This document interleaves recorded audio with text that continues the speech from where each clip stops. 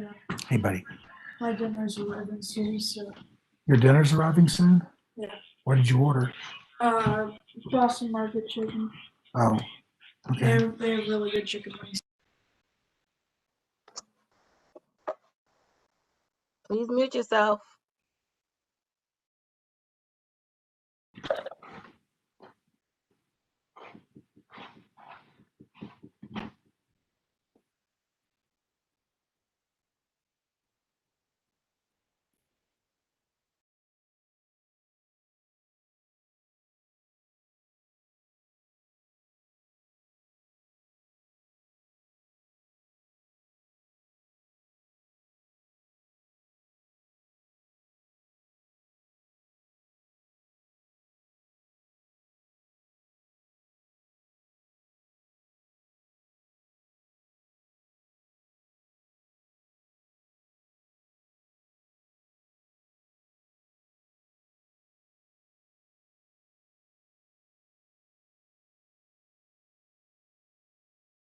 Hi, we're just waiting for Ms. Tyus to join. She's the chair of the committee. Let's give us a few minutes.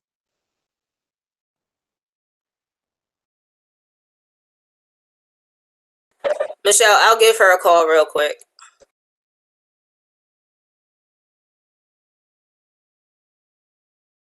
It's okay, Julia. Dookly dookly.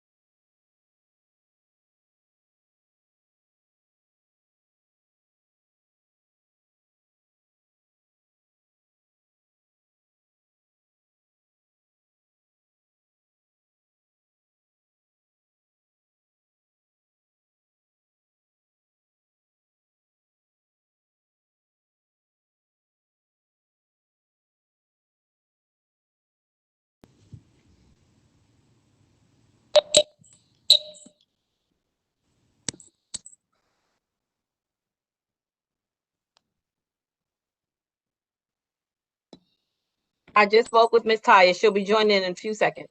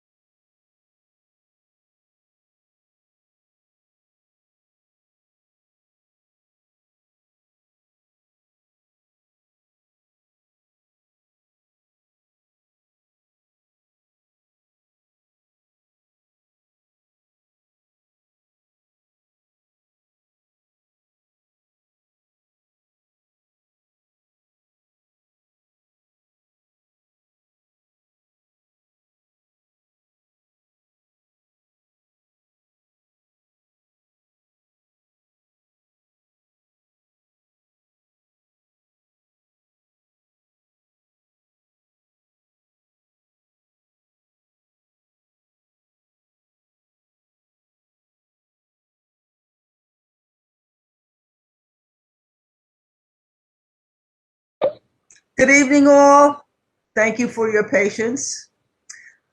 Ms. Lazar and Ms. Weatherspoon Good evening.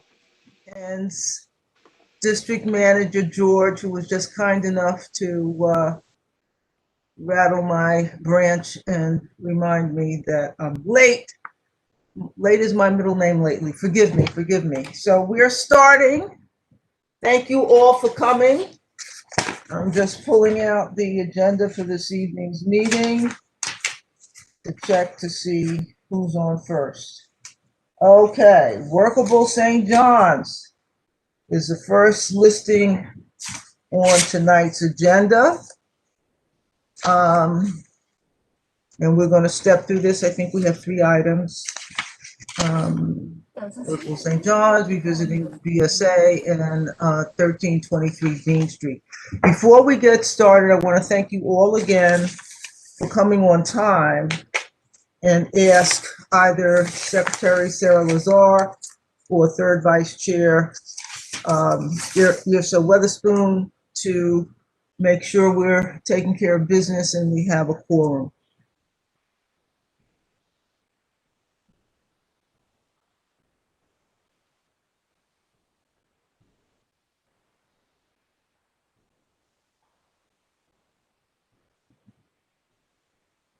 Nobody's using their camera anymore.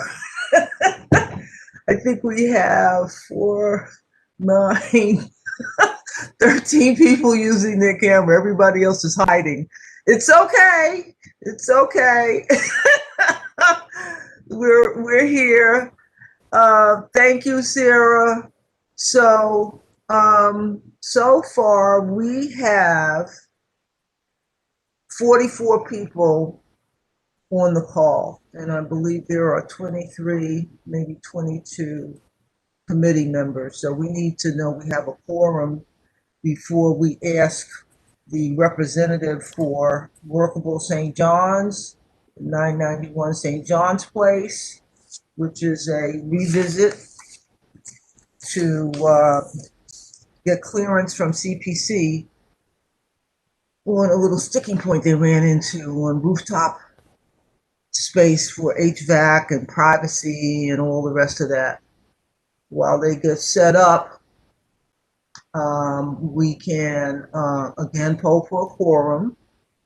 And some of the things we're going to add on to tonight's meeting will include an update on the request from CB8 to Department of City Planning for a neighborhood rezoning called M-Crown. We're going to go back and take another look at that. And there's some other issues we're going to pick up on. So who is on the call tonight to represent Workable St. John's for 991 St. John's Place, the extra space for the rooftop, HVAC, et cetera, et cetera? Who's on the call for that? Good evening, Ms. Tyus. My name is Josh Ryan-Smith. I am the applicant's representative and will be making the presentation. And we also have a number of other members from our team available. Okay. Let me just make sure we have a quorum before we start a discussion for your item, which some people are concerned that you've already gotten approval from LPC for your project, but you're back here. So you're going to explain that clearly, I hope, for people who don't understand what's going on with you coming back for that. And I will be backing you up to explain to community and committee members what is going on with this obscure passage in the ULURP provisions. So can we do a roll call? Ms. Tyus, we do have a quorum, but we do have a few people that are calling in. I'm not sure who they are. So we would need the call-ins to identify themselves. That would be wonderful. So we're looking at phone numbers ending in 57. Can you announce what your name is for the record? They have to mute themselves. Yeah, my name is Jonathan Welch. Oh, sorry. Are you a Sorry. community? I'm sorry, one at a time. Phone number ending in 57, Jonathan Welsh? No, Yeah, my name is Sorry, there are two phone numbers that end in 57. 57. So the one starting 347 with the 347 area code ending in 57. That's Jonathan Welch, I believe. Am I wrong? Yeah, I believe so, maybe. Yeah, I live at 1321 Dean Street, and I just had a notice on my door that I guess my neighbor is planning on doing something with the house at 1323 Dean Street. So I was calling in on behalf of that. Thank you. Stay alert, 1323 Dean Street. Okay, so you must be 917 and ending in 57. Okay, am I right? yes, and I'm Sherida Paulson of PKSB Architects for the 991 St. John's map. Sherida Paulson. I'm sorry I can't see you all, but it's nice to be back. Okay, back in New York with the pandemic. Okay. I can so you'll be 991. Listen, some people don't understand what's going on with a virus that constantly mutates. But anyway, let's see. Let's go through the rest of it. Number beginning in 646 and ending in 41. Who's that?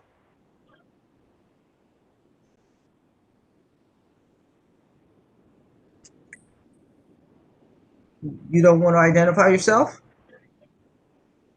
646, 5, and ending in 41. Yes, my name's Erica Labritz. I'm with Workable St. John's. Say your name again, please. Erica Labritz Thank you. with Workable St. John's. Labritz. Okay. Thank you. Next up is 646,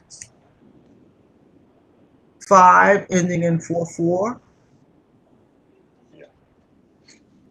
Hi, good evening. My name is Matthew Klein. I am also with Workable St. John's.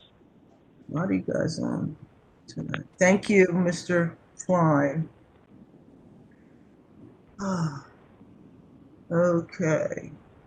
We have a 7184 ending in 00. Please identify yourself.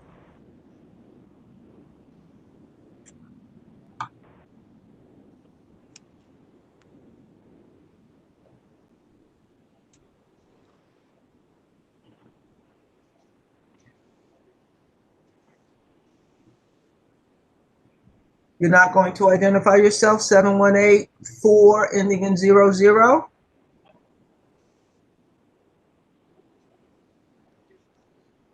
It's Jonathan Berman. Sorry on the technical difficulties.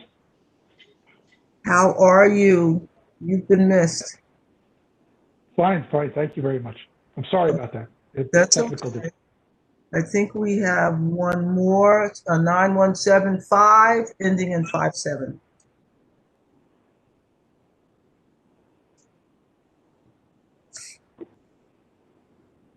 Do you want to identify yourself, please? Both 57s are covered.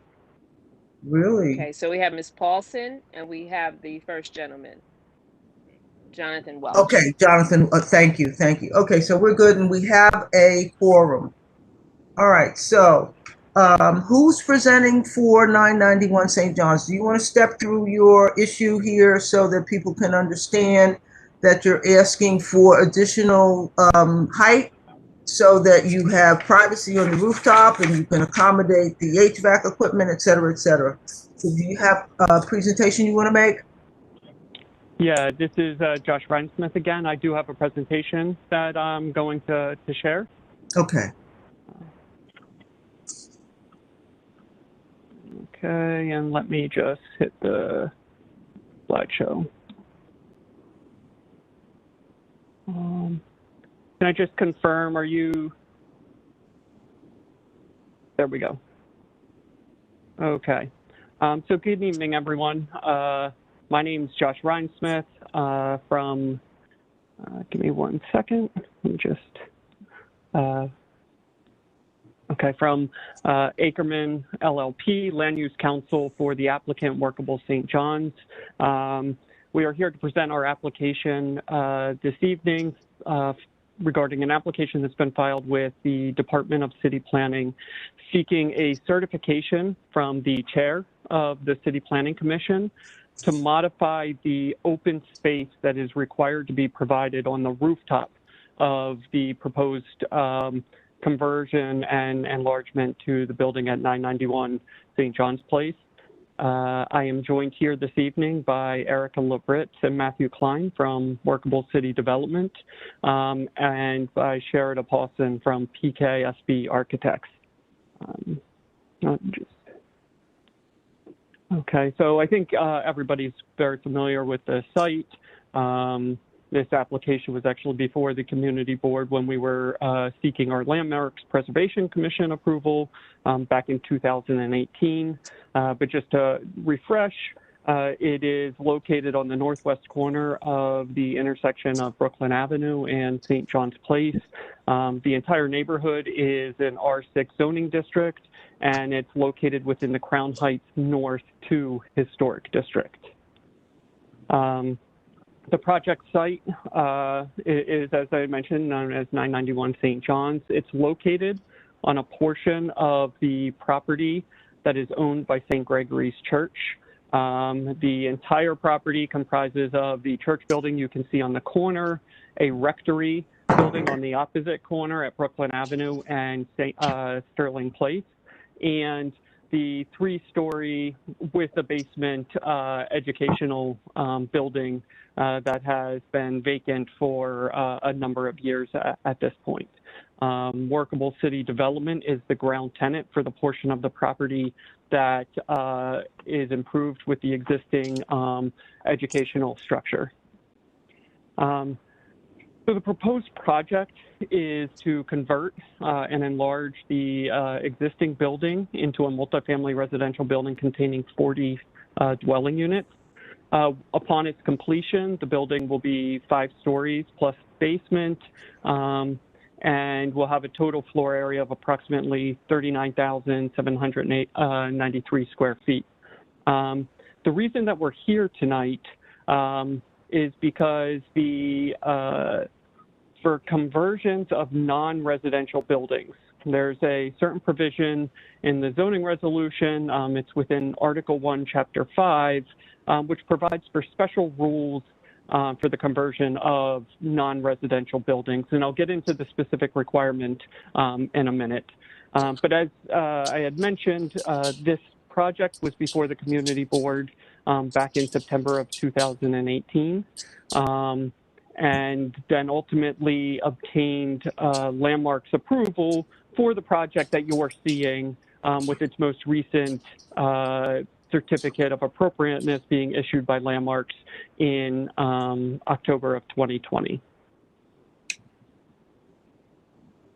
So as I had mentioned, Article 1, Chapter 5, the conversion of non-residential buildings requires that a certain amount of a building's gross roof area be provided as open recreation space. So any conversion where you're going from a non-residential building to a to residential use will require that certain amount of recreation space actually be provided on the rooftop. This requirement originated in areas that were predominantly industrial in character, where those buildings were essentially 100% lot coverage. And so the intent of the provision was to allow provide the new residents of the building with some place to have open space, and it was deemed that that would be the rooftop. So pursuant to this particular provision, a total of 3,219 square feet of open space is required to be provided on this building's rooftop. However, there's also a section that allows for a minor modification of the amount of rooftop open space, provided that certain basic findings are made, in that the existing rooftop is unsuitable for open space and is unable to be made suitable at reasonable cost. And in this instance, there are significant costs associated with extending an elevator to the rooftop to provide full access. In addition, the fifth floor rooftop includes the building's mechanical equipment, its fire code access, and green roof that is necessary to meet the city's sustainability requirements. And the proximity to the mechanical equipment, as well as the cost associated with extending an elevator to the rooftop, make the fifth floor rooftop undesirable for passive recreation space. In addition, one of the challenges is that the extension of an elevator would require an increased bulkhead that wasn't going to be permitted by landmarks. So the proposed development, here's a basic site, oops, I apologize, a basic site plan that shows the open space that is being provided. As I had mentioned, the requirement is 3,219 square feet. We're actually proposing to provide 3,488 or 48 square feet, which exceeds that amount. However, we're unable to provide all of it on the building's rooftop. So we have 1,261 square feet that's being provided on the third floor roof that can be accessed by all tenants. And then there are other open space areas on the property that will provide an additional 2,187 square feet. So as I noted, we're actually, yep. Mr. Reinsmith, I'm sorry to interrupt, but I'm getting a number of questions about the gray out on items that are on your screen. Is there a way to remove that, those grayed out areas so people can see what we assume you're trying to present to us? Sorry, okay. Which gray out areas are you? One is gone now, thank you. One is gone now, thank you. Oh, I apologize. That was the camera feed. Here again, I'll just recap. As I had noted before, the required rooftop open space that's required for the conversion is 3,219 square feet.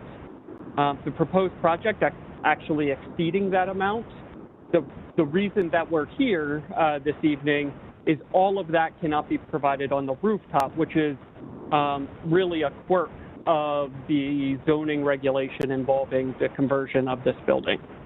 So we're providing 1,261 square feet on this third floor roof space, and then another 2,187 square feet in these areas on the remaining portion of the property, which are at grade.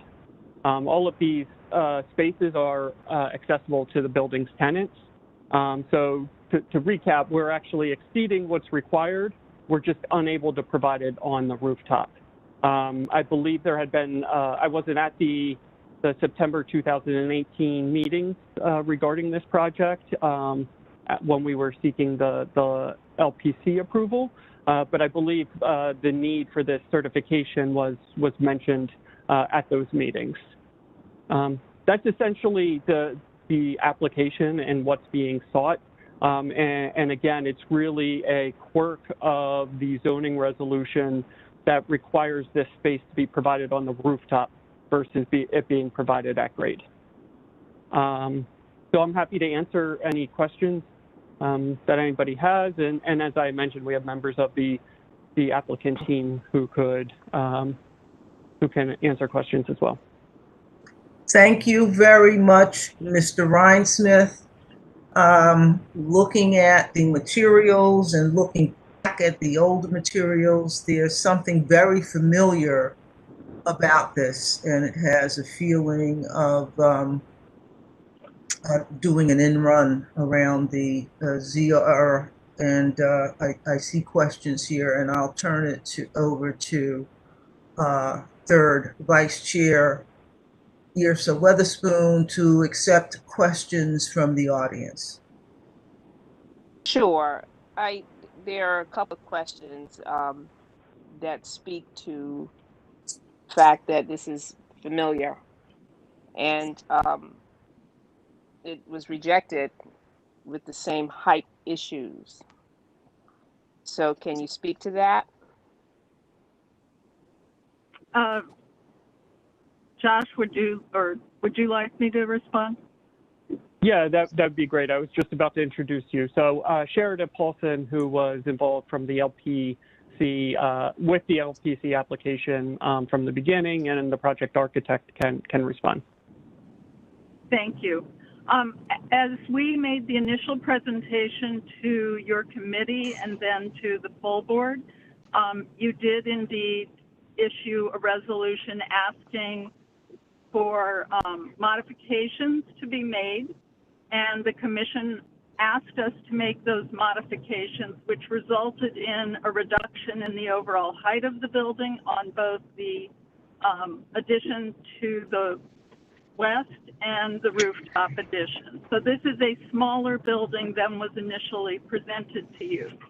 And during the review process, we made available to the Landmarks Commission and in our presentation noted that to the community board and this committee, we noted that this application was as of right, with the exception of this requirement for the rooftop recreation space. And I will expand on Joshua's description of this zoning section. This is a zoning section that was written specifically for the warehouse buildings, manufacturing buildings in Soho, where the buildings covered most of the lots, and there is very little open space around them. And at the time that they began converting buildings to residential, they adopted this provision to require some sort of recreation space on the roof of the building. The Landmarks Commission is very familiar with this section and has rarely required that it be implemented, simply because most of the elevators in Soho are at the front of the building, and running those elevators up to the roof proved to be not feasible.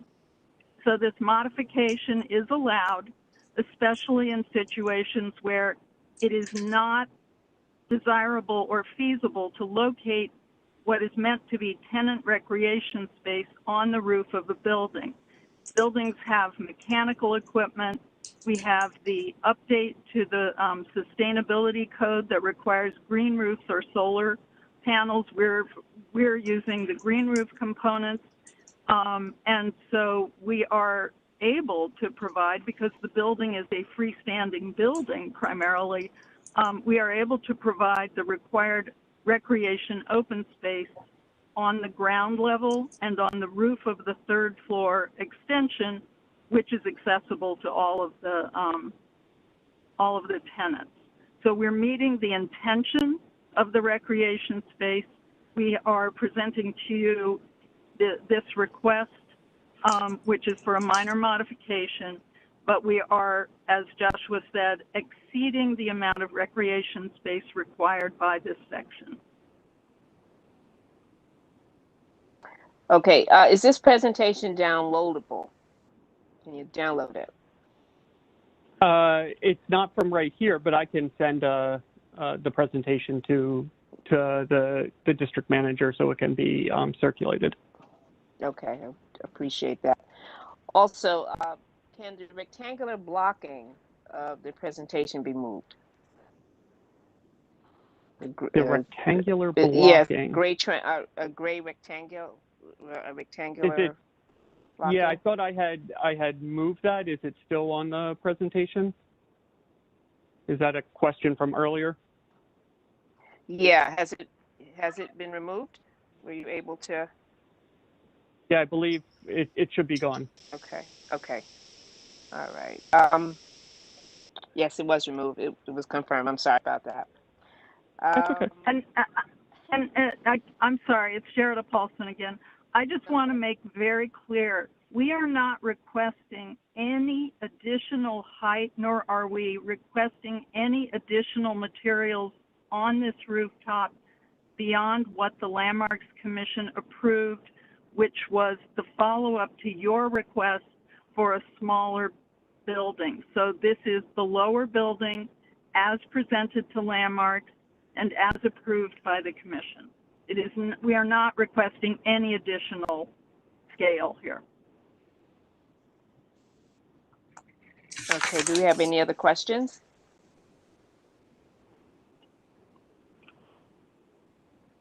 Hi, Okay, it's Jay there's, Dadema. I live on the block. I'm what I sorry, did- you are, I'm sorry, wait, hold on, you are whom? Jay Dadema.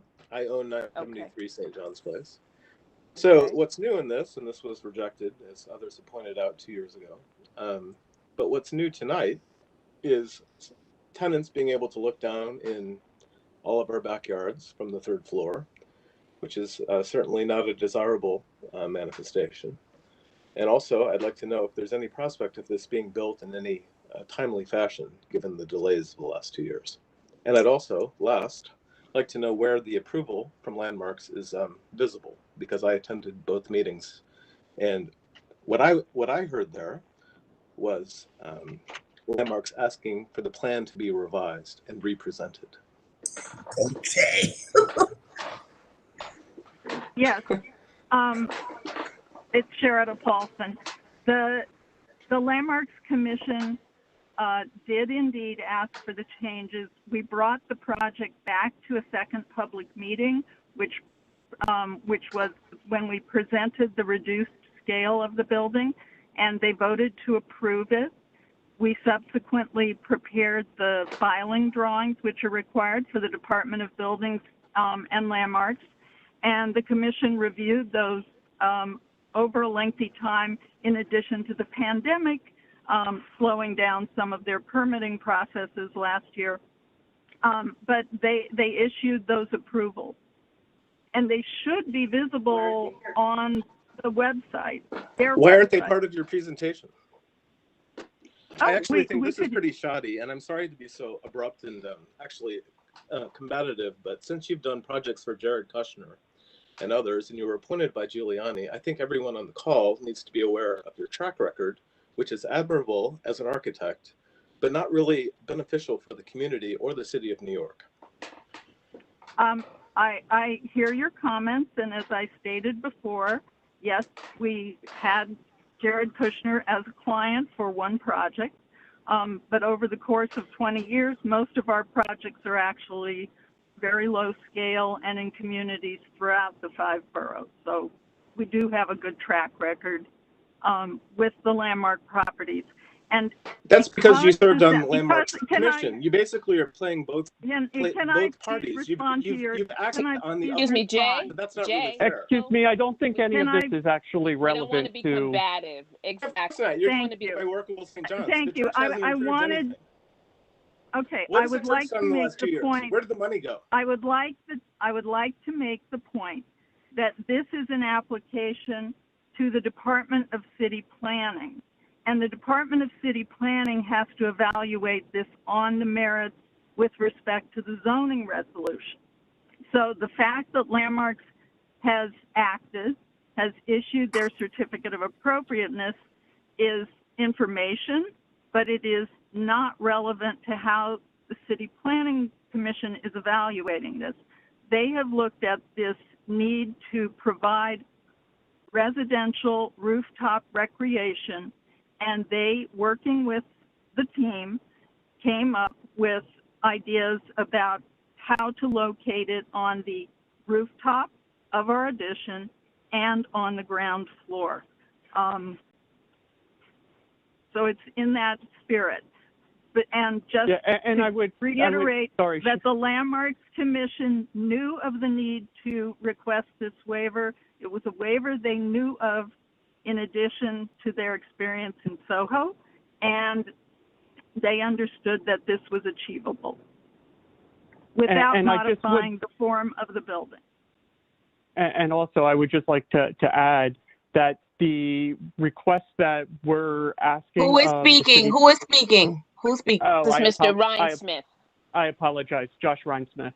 The request that we're asking from the City Planning Commission is to put less open space on the rooftop.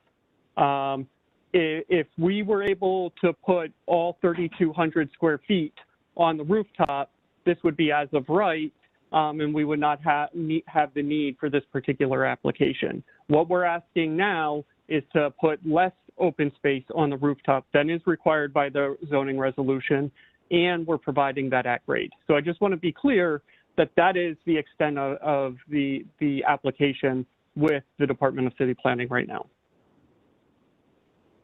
Thank you, Mr. Rhinesmith. I just want to remind everyone that we're here to have a conversation. We definitely want transparency, but we're just not going to be disrespectful. We can't have that back and forth. We just can't do that. That's not civil and orderly.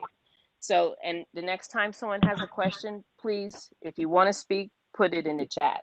Next up to speak and have a question is Sarah Lazar. Thank you. Hi, everyone. Thank you.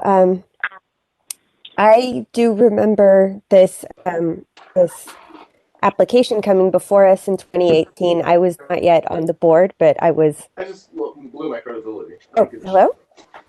Oh, anyway. And I remember the concern about this building. I do not remember the conversation about the recreational space on the roof being a primary focus of our conversation. I remember the conversation involving the fact that there would be no affordable units included in this building. I remember the conversation bringing up the fact that because the building is owned by a church, they're not paying anything in property taxes to the neighborhood. I remember those, and I remembered the question of how much height and space allowances to just hand over to this for-profit unaffordable development. That question was definitely part of the conversation. And just as a new-ish board member, I just have to say I'm a little dismayed by the fact that this presentation is coming back to us, and you're saying that we can only discuss the amount of, recreational space being allotted on the roof, when really the community board's wishes weren't respected when you went to the LPC. So I'm disappointed by that, and that's all I have to say. Thank you.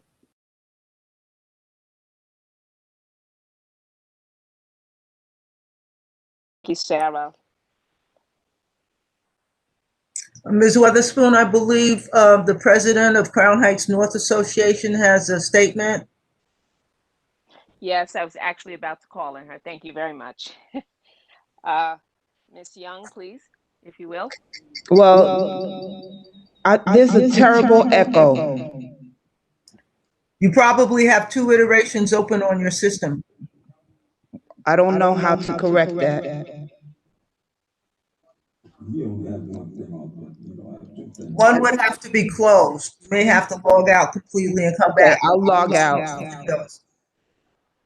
Okay, while the Crown Heights North Association President Deborah Young is doing that, Ms. Weatherspoon, are there other comments or questions in the chat that we need to look at?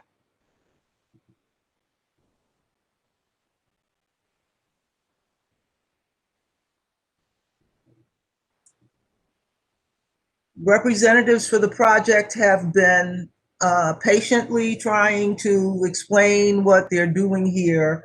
And if we take a close look at their statement of findings, the final paragraph, we will see that they are trying to avoid having to go back to LPC for an amended approval for the project. Workable City has another project in this community district at 934 Sterling Place. It's an apartment building that formerly belonged to one of the founders for the Crown Heights North Association. And what we're seeing there, what I saw there when I sent them a letter as president of Sterling Place Civic Association regarding the graffiti on the face of the property, it's a corner apartment building, 8 units, rent regulated, was that they were unresponsive. We had graffiti on the building that prevented the Sterling Place Civic Association from having its first Saturday in August Kids Fun Day, closing the street. Precinct said there was gang activity because of the graffiti, and I wrote a letter last year, and I can show it if you want, but it was a reason for the 77th precinct forbidding or not issuing a street closing permit for our Kids Fun Day first Saturday in August. And it's still there. I've sent a letter. And as I looked at what's happening with that building from Workable City's principals, the same thing is happening, may happen here, where they're ignoring what the community is saying.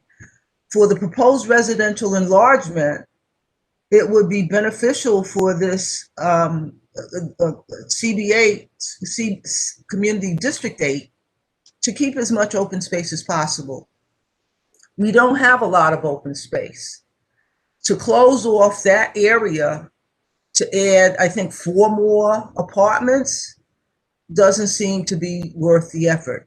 The complaint to the City Planning Commission is that it would cost an additional $140,000 to do that, which does not break my heart, because we want as much open space as we could possibly have.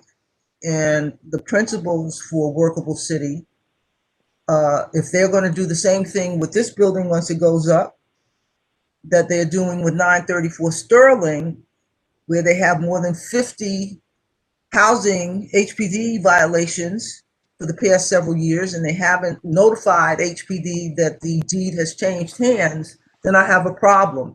What they did in response to my letter was take some gray paint and paint X's over the graffiti that's out there, and the graffiti is still there. So rather than put up a perimeter fence, they're going to allow gangs to use their building as a signal that gang activity is permitted in this neighborhood.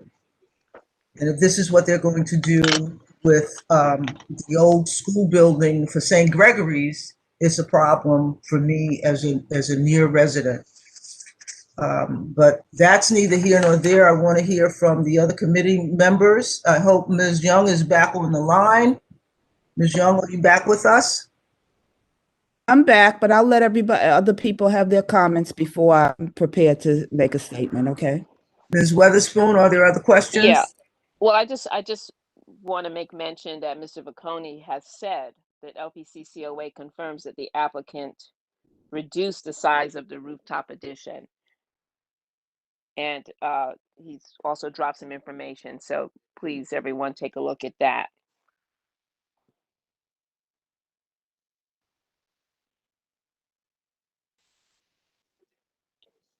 And that would be it. Sarah, you asked for the repeat of an address. What are you specifically referring to? Oh, you know what, Ms. Tyus, she repeated it, so I've got it. Thank you very much, Awesome. though. Okay. Just take a look at their website, Workable City.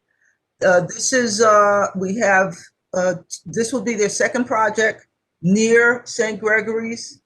And as I recited, they have not been good neighbors, and I'm trying to understand why HPD and the state don't talk directly to each other on monitoring rent-regulated apartments and the violations therein. But the fact that this 8-unit building has more than 50 housing violations in it, to me, is not a sign of these people being good neighbors.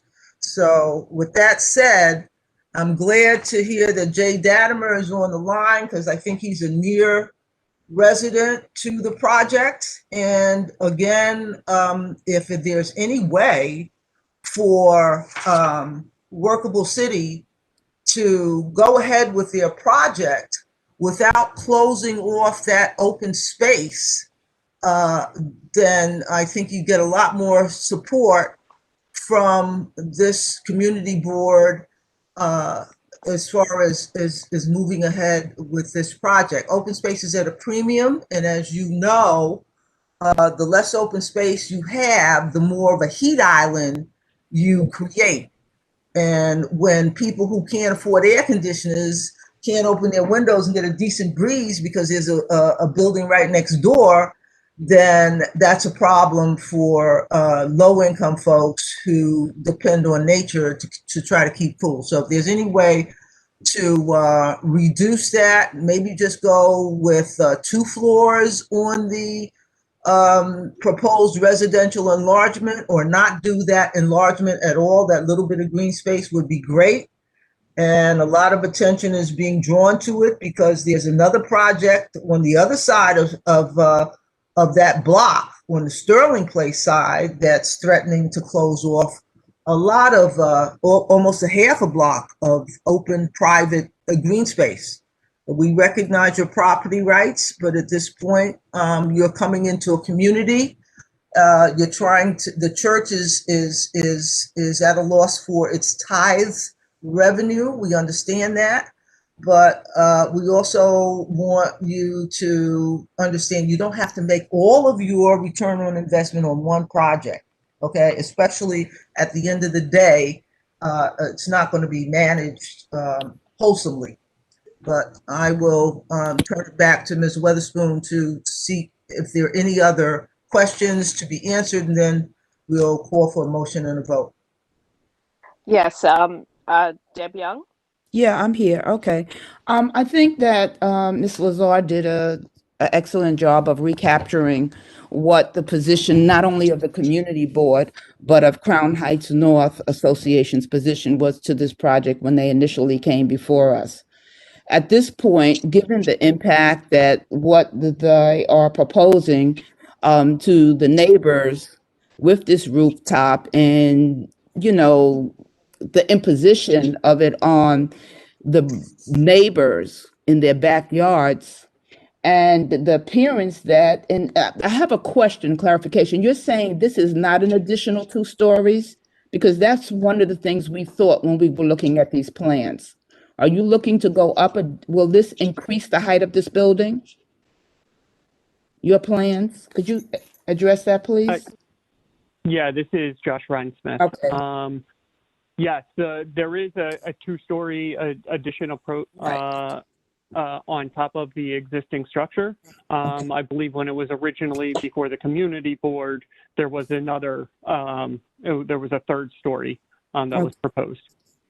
Well, with that said, thank you for the clarification. Crown Heights North does not support under any circumstances the additional height to this building.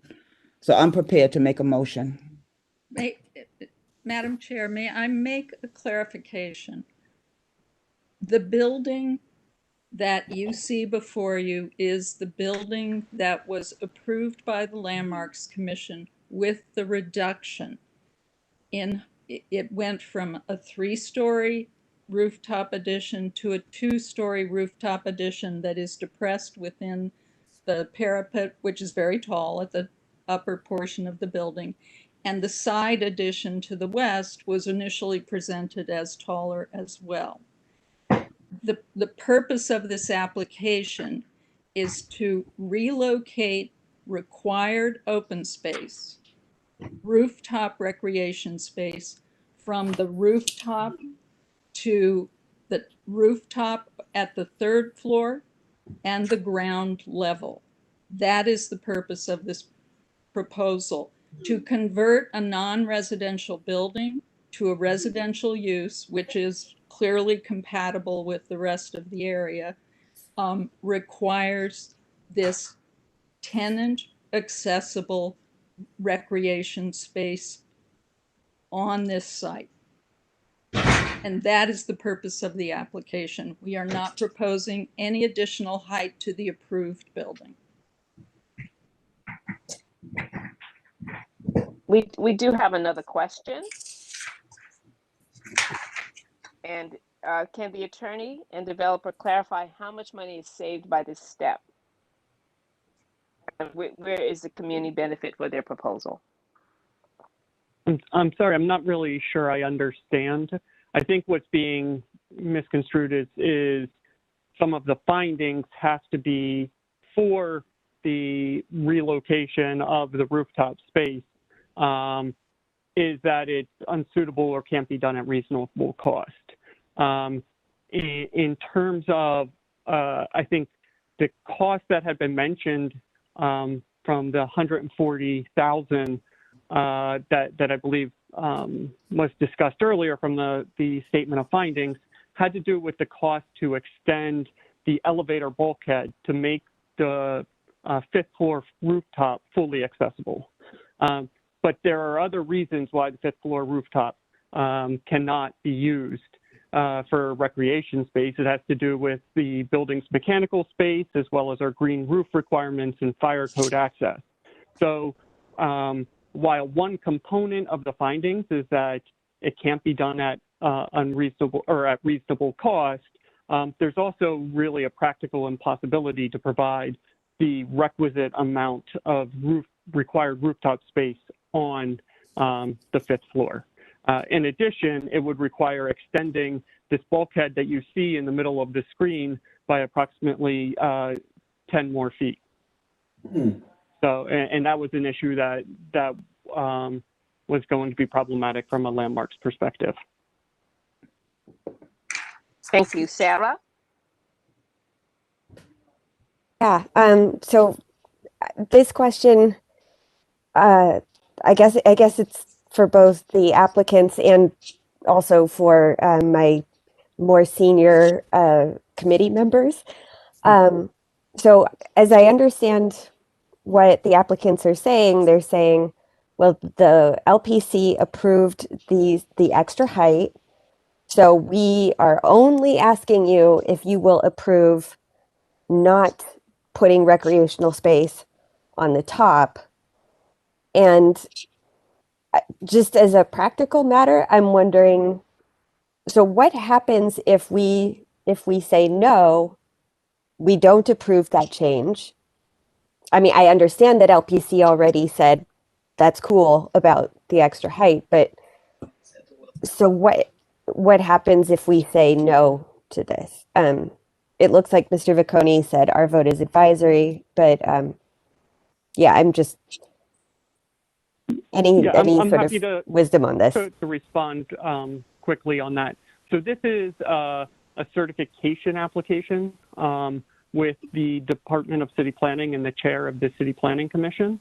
It is not a landmark application, and a certification application gets referred to the community board for their opportunity to review and provide comment to the chair of the City Planning Commission. But this is not a ULURP application such as a rezoning or zoning special permit where the community board has a more formal role. Thank you, Mr. Rhinesmith. I think that this presentation. Okay, wait a minute. This presentation has made this issue as clear as mud. And we know that even though we live here and we're property owners here and we're tenants here and we're raising our kids here and sending them to school here, our role is advisory. We know that. Your initial presentation to the community board, submission to the community board was purely informational. Our office was told that we didn't have to vote on it, but it's clear that we have some advice to give you, and we will be watching. So at this point, I think I see some questions in the chat and a request to make a statement, which I hope is in support of the community's position. Mr. Vicconi? Thank you. I just want to point out that the substance of this application is the relocation of the open space, and we've already heard from a community member who does prefer that the open space not be on the roof of the building, where people using it presumably will overlook other properties. And if I was a tenant in the building, I probably would agree with him. I'd probably rather have the open space be at grade, more of it be at grade than on the roof as well. I also see that if the open space was, if the variance for relocating it was denied, there would be other changes likely to the property that would be even less acceptable to the community. So I'm not really sure on what basis we would look to oppose this this certification, even though none of us, myself included, were happy with the modification to the building itself, and felt that its relationship to potential future shoring up of the church was tenuous and not clear.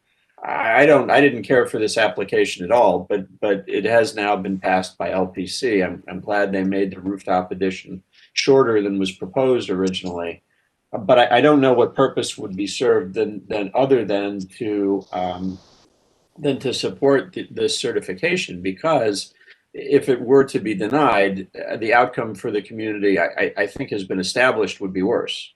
Thank you. Agree with you, Mr. Bocconi. I don't see how it could be any worse. LPC is already pronounced on it. They're going to CPC, directly to the City Planning Commission itself, to get this abeyance. So I don't see how us denying it can make it any worse. But I do see other questions in the chat. I'm not going to follow that, Mr. Bocconi. We have another request to speak from, I believe it's Deborah Young. Am I right with this one? Okay. Yes, you're right. Okay, the question was asked, and I don't believe it was answered. If we say no, what will happen? Ms. Lazar asked a question about if we don't support this, what does that mean? What will it look like? And I see Ms. Princess Van James asked the same question. What will happen? What's the alternative? Thank you, Ms. Young. Sherida Paulson responding. If the request to relocate the rooftop recreation open space from the rooftop was to be denied by the chair of city planning, in order to convert the building to residential, we would have to relocate the mechanical equipment, which is proposed to be on the rooftop addition, to an open area at grade, most likely, because we don't have the sort of open space here where we would not be able to put the mechanical units someplace else. So the trade-off here is we have our mechanical and our lowered elevator bulkhead on the rooftop.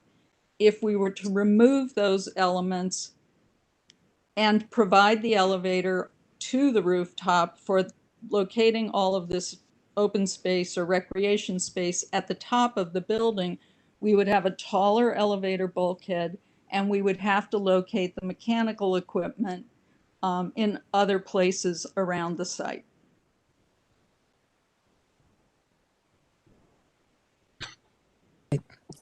Thank you. I'm sorry that I'm having such a difficult time visualizing this, but this seems to be one of the more challenging projects. So is it absolutely necessary to have the open green space in the same where you're proposing it to be? The rooftop open green space, does it have to be where you're proposing it? So this is Josh Rhinesmith again. And just to again clarify, the zoning resolution for this particular conversion requires that this open space be provided on the rooftop. So if the only way we would be able to provide all of that on the rooftop of the building is to extend the elevator bulkhead so that the rooftop could be fully accessible and relocate our mechanical space to grade level. Then the entire roof of this 5th floor could be used to satisfy the requirement. Again, this is a quirk in the zoning resolution for the conversion of these non-residential buildings that mandates a certain amount of roof of open space be provided on the roof. So our only alternative is to relocate the mechanical and then extend the entire extend that bulkhead to make the 5th floor roof accessible and have all of the open space there. And I also want to clarify another thing that I've seen or in chat or been mentioned is this is not a variance. This is actually a provision that's built into the zoning resolution where it says that in the event the rooftop is unsuitable for your open space or can't be made suitable at reasonable cost, the open space can be requirement. And when I say the open space requirement, it's the requirement to have that open space on the rooftop can be modified. In this instance, or in a number of these types of applications, the city planning will just waive the entire open space requirement. Here, we have the ability to have provide more open space than is required, but some of it is at grade. So again, what is happening here is the zoning resolution requires all of this open space we've been talking about to be provided on the rooftop. We're asking for a modification to allow that open space to be provided at grade.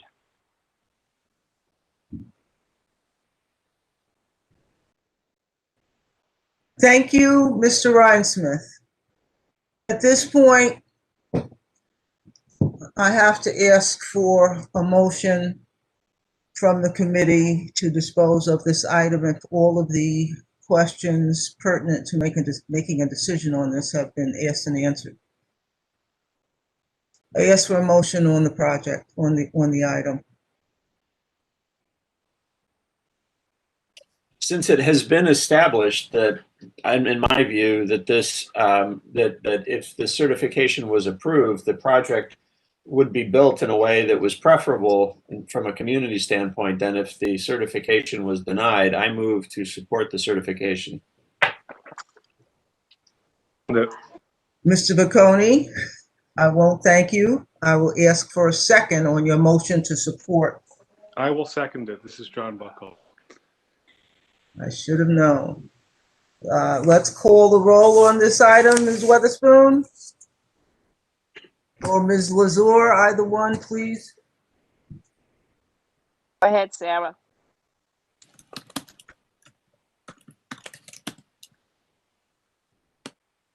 Sorry, I was just taking a second to type in the notes. 1 second. Let me get the roster out.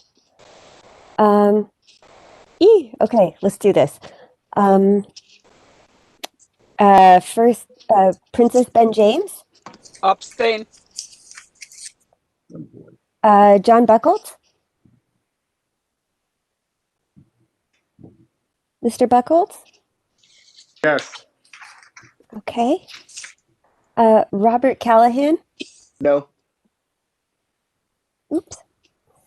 Okay, thank you. Janet Collins?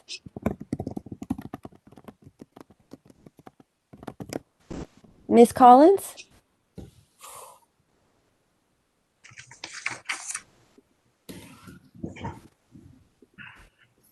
I don't believe she's on the call. Okay, sorry about that. Nora Daniel? Abstain. Okay. James Ellis? Is he here? Yes. Abstain. Okay. Kevin Farley? No. Okay. Ms. Johnny Granville?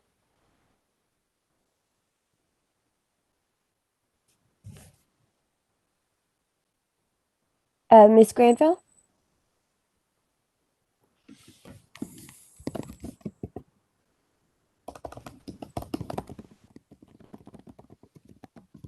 Can you hear me? Oh, now I can. Okay. Somebody had asked a question about a parking lot with some open space adjacent to this building. Is there such a thing? I had asked that question but I don't think anybody saw it.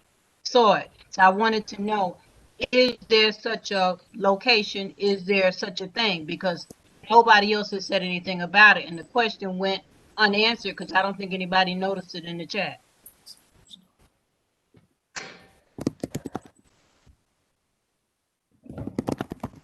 Is it possible to get an answer to that while we're in the middle of a roll call vote? I don't know.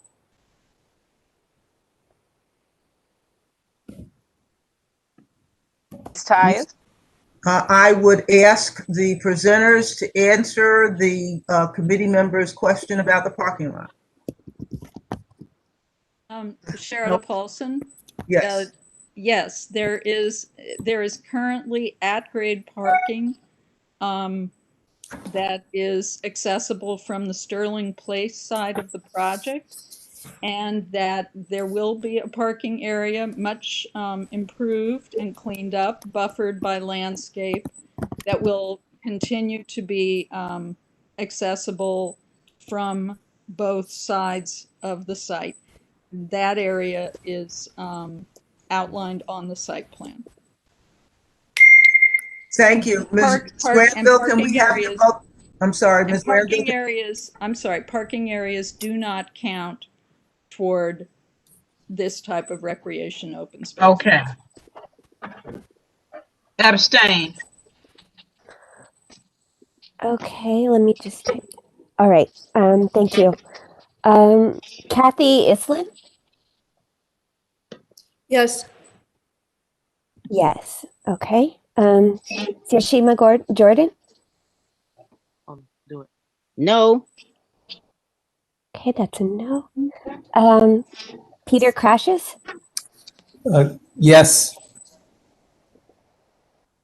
Okay, Sarah Lazar? No. Sherry Morton?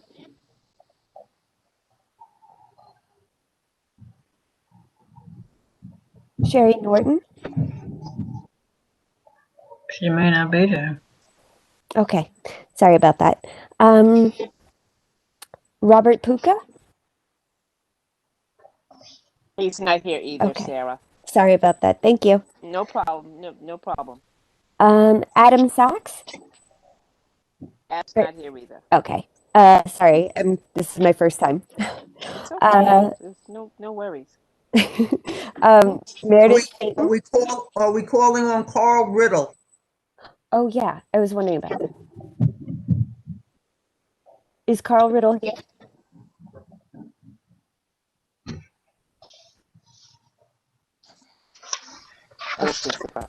Mr. Riddle, what is your vote? I don't think he's there.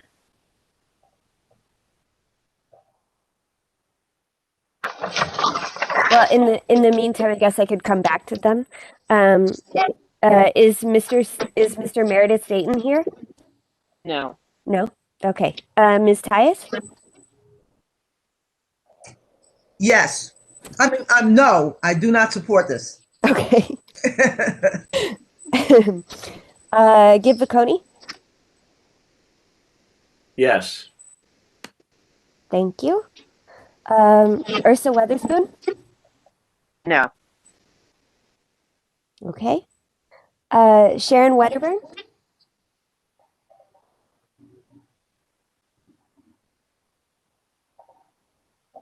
I think I saw in the chat that she is present.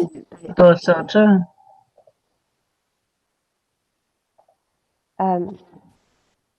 In the meantime, Elaine Weinstein? No. Okay, thank you. And Deborah Young? No. Okay. Also, just want to make a mention. I'm here. Yeah. Yes, Janet Collins? Yes, I vote no. Can I hear the amendment? I mean the motion, please. Where was she? I believe that the motion was to support the application. Okay. No. Thank you, Ms. Sarah? Collins. Yes. I just want to make a mention. We have Fia Ortiz Joyner. She's a member now. She's met her criteria to be a voting member of this committee. So Okay. she is on the line. Can you ask her, please? Fior Ortiz Joyner is her name. Yes. Fior Ortiz Joyner. I vote no. Okay. Thank you.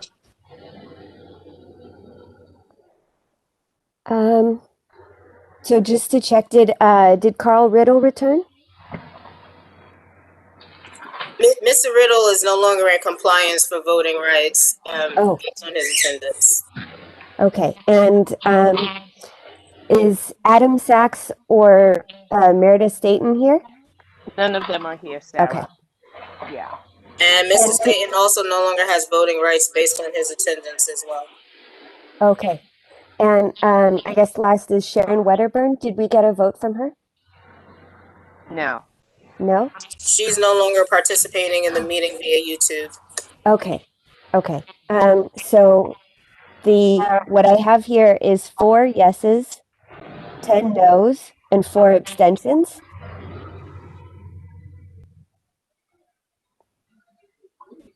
Thank you, Ms. Lesmer. The motion fails. The motion to support the request by the applicant for support for their certification by the chair of the City Planning Commission for additional space on their rooftop of the 4-story addition. I ask for another motion from the committee on this item. Ms. Young, do you want to put a motion on the floor? No, what? If the motion failed and we're not going to support it, I'm not understanding why there has to be another motion. Please explain to me, I'm sorry. As a group, we need to be united in our pronouncements. Otherwise, I can just write letters telling city agencies whatever I want them to hear. But right now, we need a consensus from the members of the Land Use Committee, and I'm asking for the motion, the substance of which I think was in a statement you provided earlier. I believe there was a written statement from the Crown Heights North Association. Am I wrong? Yes, you're wrong. Okay. But the position we took was that we were not going to support this. Would you like to present that as a motion to the committee? I'm not understanding why I would be supporting, we just voted not to support this, so why would I make a motion to support it? I'm not understanding, Ms. Tyus. Mr. Vaccone's motion was to support the applicant's request. Okay, fine, then I will make a motion that we not support the applicant's request. Is there a second? Second. Please call the roll. Discussion on the motion? Discussion on the motion is that we are voting not to support the applicant's request to add additional roof space for their HVAC equipment. Okay, is there any, what's our rationale for withholding support? We're asking them not to close off as much open space as they would need to make this viable for their project. And we know that means they'll put HVAC equipment at grade and they'll make a taller roof bulkhead, and we're good with that.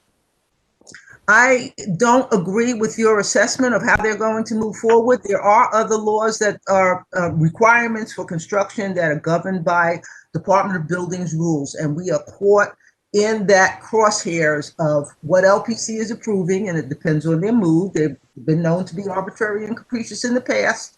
And now they're going to city planning to ask for an abeyance under the zoning resolution for just this type of thing. So Mr. Vaccone from Prospect Heights, in Crown Heights, we are fighting to keep some measure of open space in this historic district.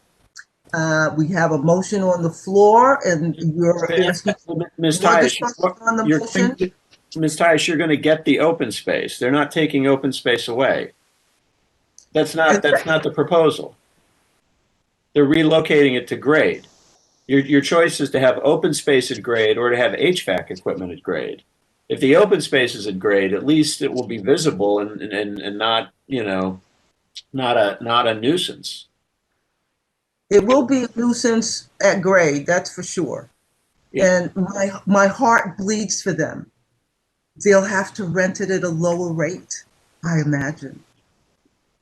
I just want to make sure everybody understands what it is we're doing here.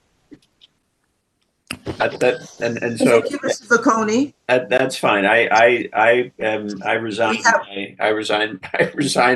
the floor. A letter will go to City Planning Commission asking them to, if this motion passes, asking them not to approve this request. So we have a motion on the floor not to support the applicant's proposal. We have a second, and I'm asking for a roll call unless there are any additional questions to explicate Mr. Vacconi's enlightenment. Can we call the roll? Ms. Lazur? Yeah.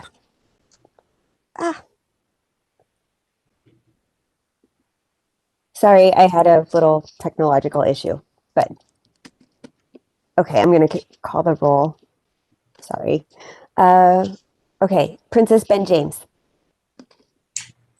Okay, before I vote, with this vote, okay, sometimes when we vote like this, yes means no, or how are we doing this?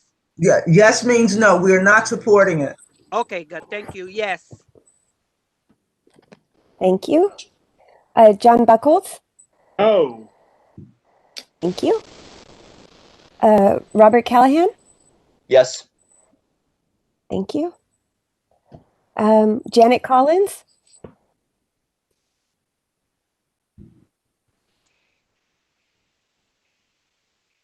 Ms. Collins?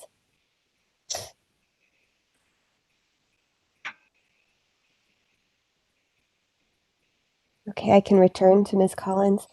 Nora Daniel?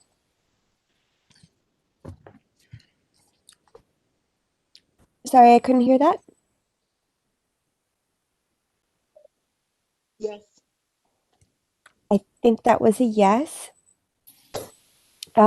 James Ellis? No. Thank you. Kevin Farley? Yes, we're voting again. Sorry, could you repeat that, Mr. Farley?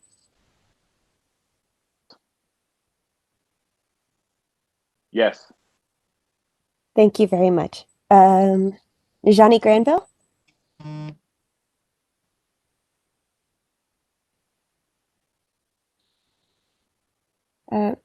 Ms. Granville?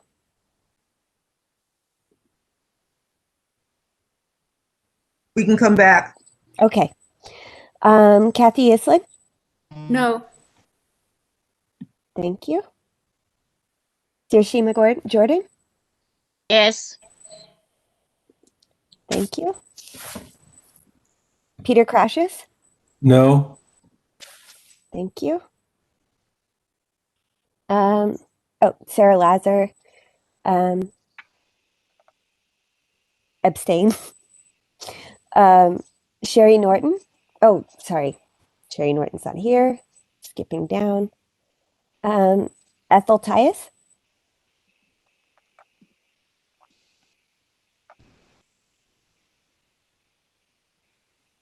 Ms. Tyus?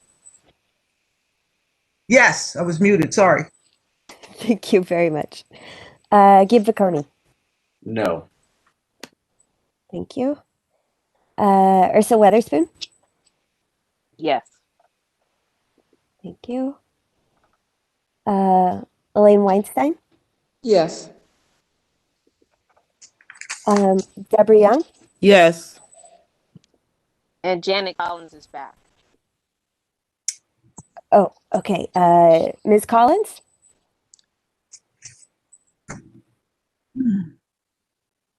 Ms. Collins. I'm sorry, could you please read the motion to me? I'm trying to juggle things. Oh, the motion is for the board or for the committee to not support the application. Okay, Not, yes. I say yes to that. Yes. Thank you. You're welcome. Pierre Ortiz, don't forget. Yes. Fiora Ortiz Joyner. I vote yes. Thank you.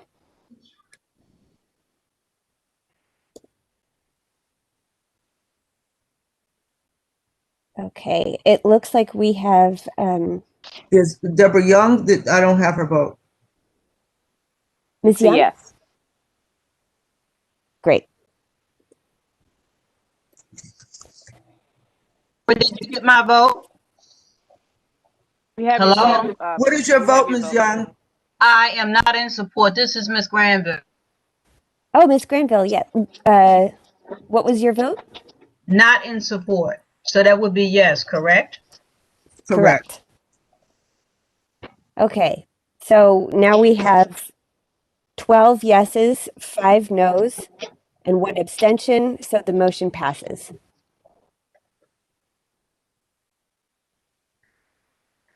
Thank you, Ms. Whisler.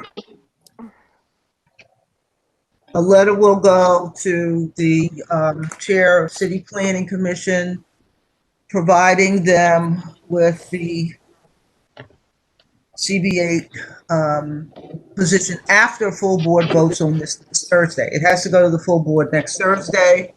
I don't know, I would ask the proponents of the application to be available to answer any questions at the full board.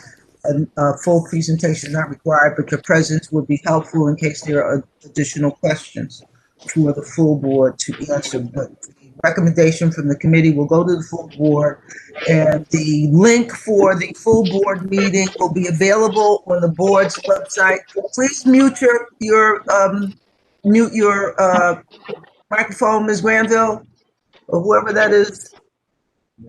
Mute your microphone. And so I would ask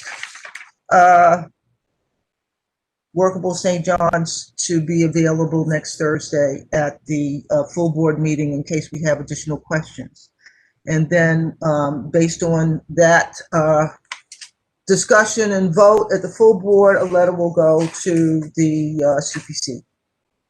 Thank you for coming in and letting us know what your plans are.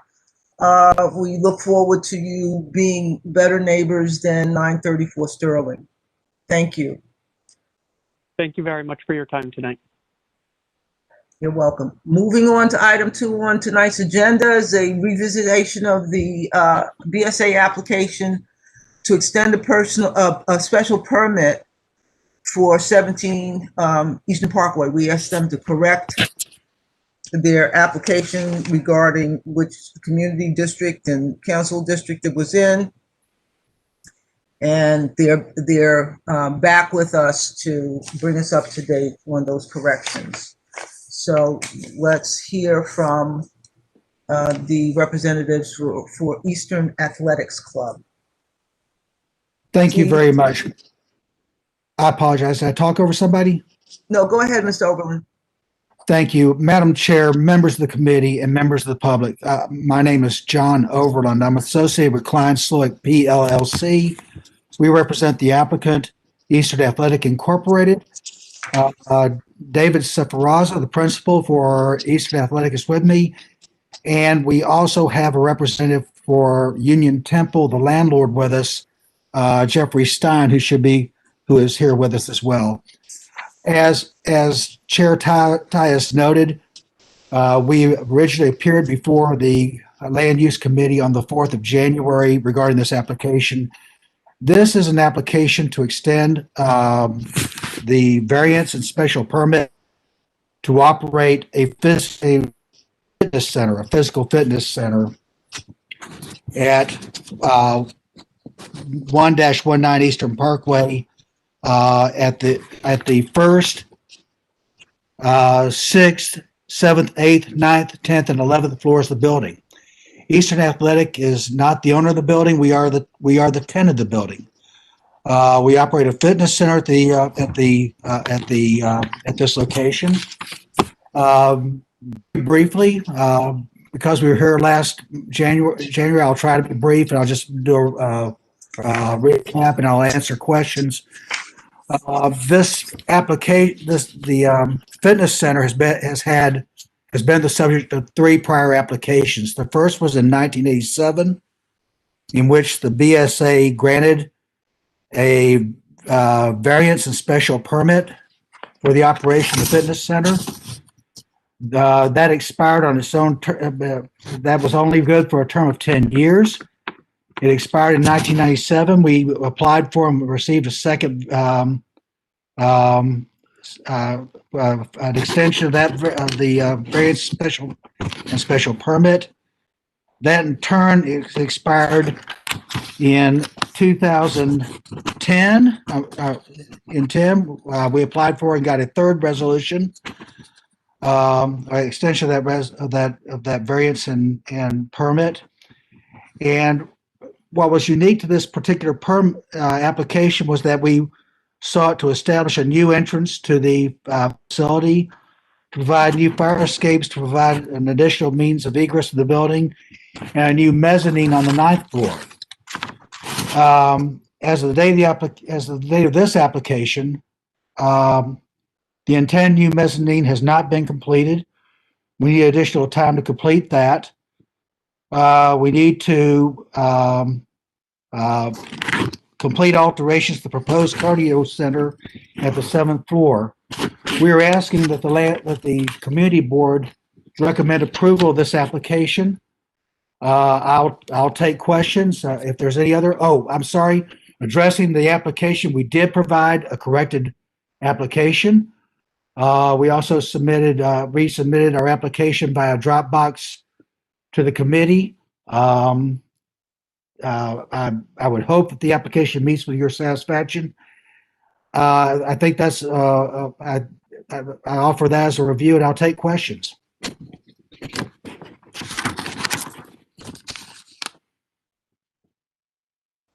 Thank you, Mr. Overland. You have a representative from the owner with you tonight? I believe we do, Mr. Stein, Jeffrey Stein. Yes, ma'am. Jeffrey Stein, I'm here. Thank you for coming, Mr. Stein. I know there were questions from the committee at the last meeting, not directly related to EAC itself, but some activities that occur at the property. I have to ask Committee Member Ellis to speak to that. Mr. Ellis, are you available to speak to that?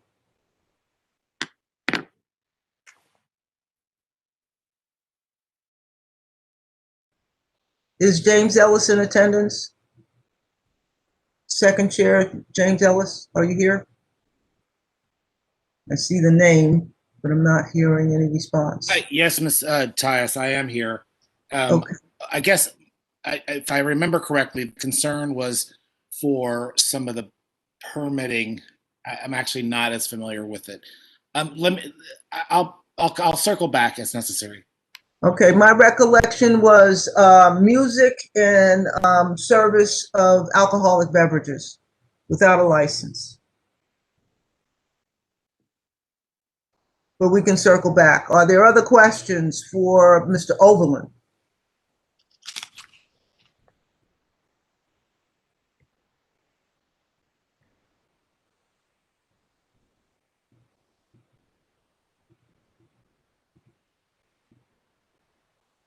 Okay.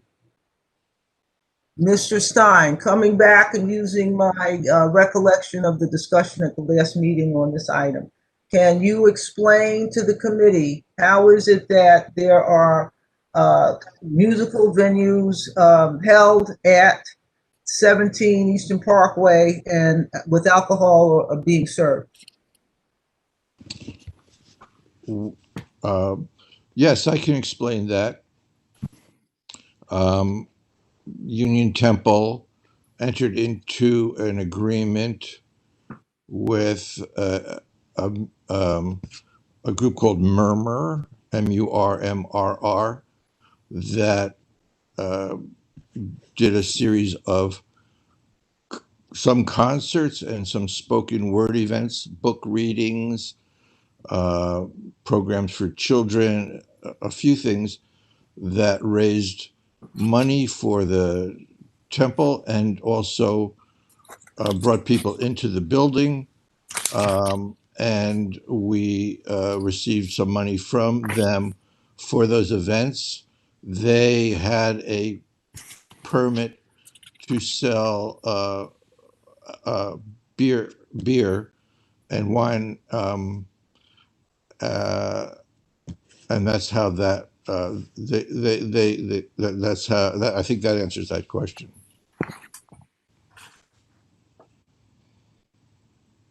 We do have a question. Okay, I want to thank Mr. Stein. I want to thank Mr. Stein for answering that question. Murmur had a permit to sell beer and wine. Okay, so that was a special type of permit, temporary permit of some sort. I'm sure Mr. Ellis will be able to address that as he gathers his papers. Correct. It was a temporary permit. You're Temporary correct. permit. Okay. So I'll turn it back to you. May I add that The dog does not have permission to speak at this meeting. I sincerely apologize. That's the overflow from my end. I would add that we also, okay, go ahead, Mr. Stein. For every event, we received a temporary place of assembly permit from the Department of Buildings. Department of Buildings is not the state liquor authority, but I will leave that to Mr. Ellis when he, if he decides to dig a little deeper. No.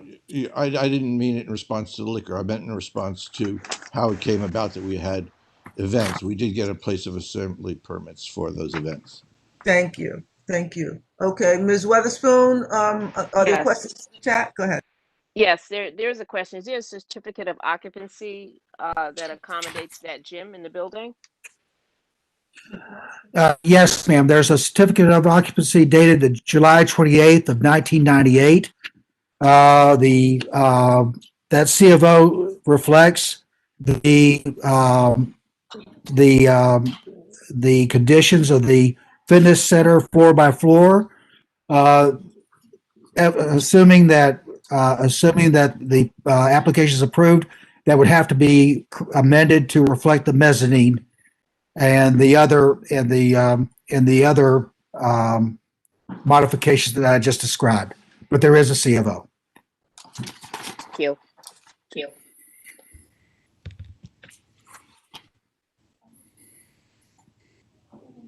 Any other questions, Ms. Weatherspoon? Okay. Yeah, no, there are no questions lodged at this time. Thank you, Ms. Weatherspoon. So based on this, we see that we have a fairly well-used physical fitness center at 17 Eastern Parkway. You're occupying 5 floors, am I correct? Actually, let me count that real quick. I think it's 6. 6 floors. Let's see. 6, 7, 8, 9, 10, 11. Yes, 6 floors. 6 floors. They've been fairly decent neighbors. So this is a request for a 10-year renewal that's maybe 2 years late on the request for renewal, but be that as it may, they're putting it in to renew their permit for physical culture facility. And I ask for a motion on the floor, from the floor on this item. Motion to support the application. Is that Mr. Bocconi as usual? I'm trying to keep it moving there, Chair. Okay, so. I would second that motion. And you are? Robert. Thank you. Motion to support the renewal of the permit, special permit for a physical culture facility at 17 Eastern Parkway. We have a second, and I would ask Secretary Lazar to call the roll on 17 Eastern Parkway.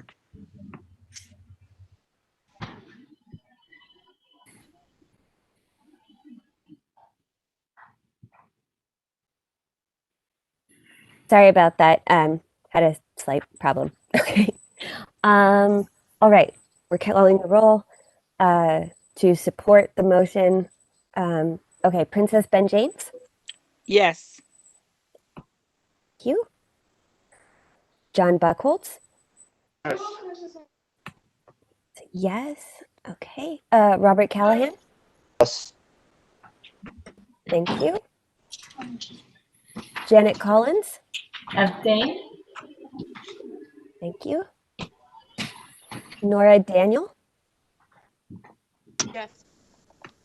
That was a yes from Nora Daniel.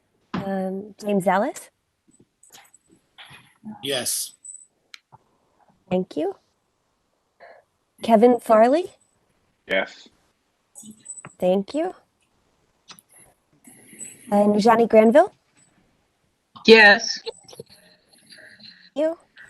Kathy Islin. She left. Oh, thank you. Hiroshima Jordan. Yes. Thank you. Peter Crashes. Yes.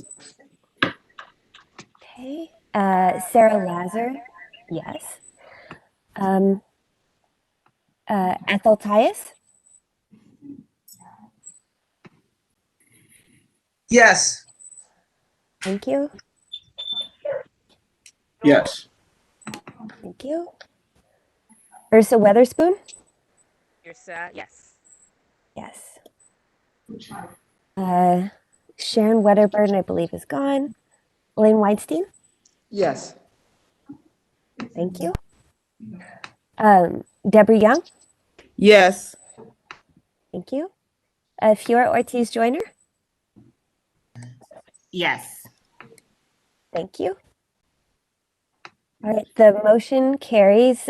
We have 16 yeses and 1 abstention and 0 no's. Thank you very much, Ms. Lazar. And thank you for coming back, Mr. Overland, and thank you, Mr. Stein, for coming in to give us some assurance that you don't have a rogue tenant saying all kinds of things to the community board. We appreciate you being here to support their application. My pleasure. Thank you so much. And we hope you'll continue to be there and do great things in the community. I hope you'll keep in touch with Mr. Ellis on the CB8 State Liquor Authority Committee, SLAC. Their meeting dates and links are on the CB8 calendar.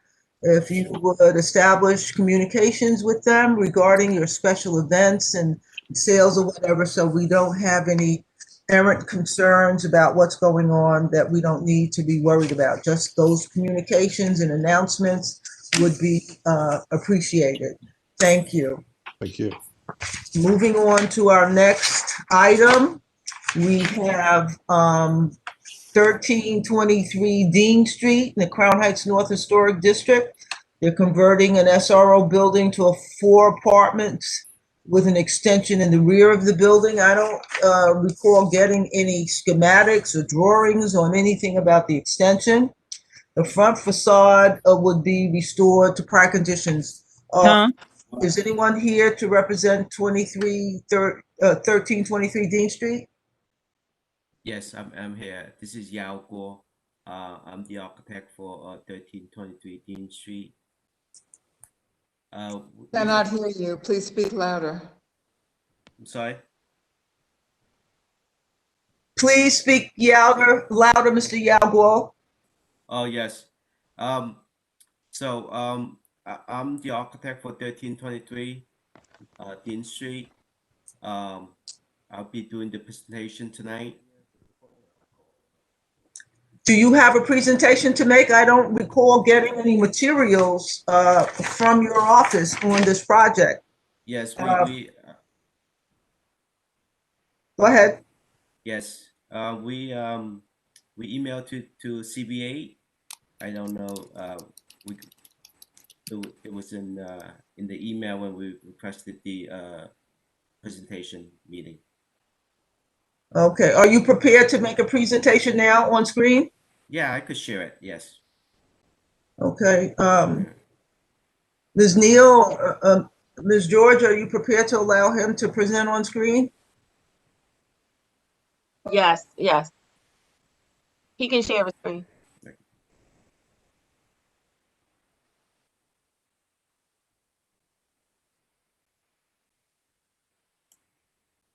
So, yeah.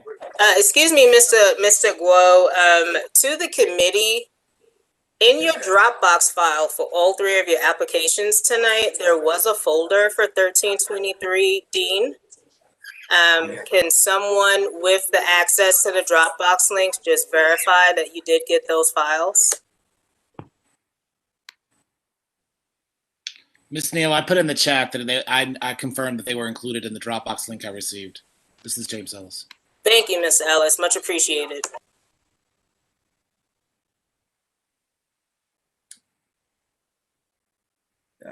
So can I do the presentations or should I wait?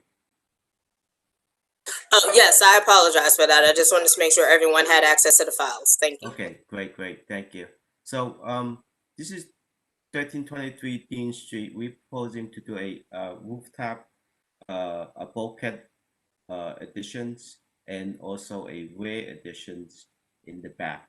It's not a full addition. It's only for 2 stories in the rear. It's about 16 foot 6 inches by 20 feet wide, so it's not the full extension in the back. And we are proposing to do a the front to restore it to the old wood clad siding, and to restore the stoop and also the existing doorway. And we wanted to do also in the front a handicap ramp and a stairs to the cellar floor. So this is 1323 Dean Street is between Brooklyn Avenue and Nordstrom. So it's the block is part of a half of the block is a within the landmark district, and half of it is not in the landmark district.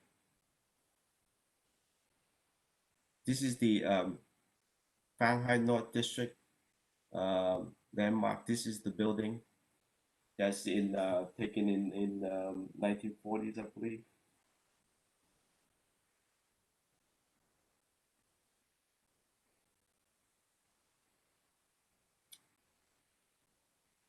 This is the existing conditions of the front facade. We want to restore this, take the yellow siding out, restore the entranceway, restore the stoop areas, repaint the bricks, and redo the cornice.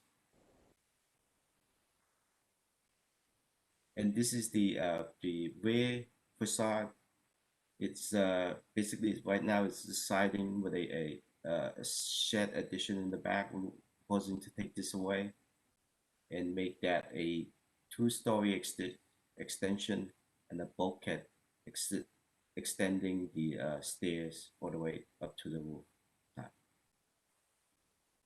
This is a side light that you would not see the bulkhead extension and also the roof ramp, the railings at the roof.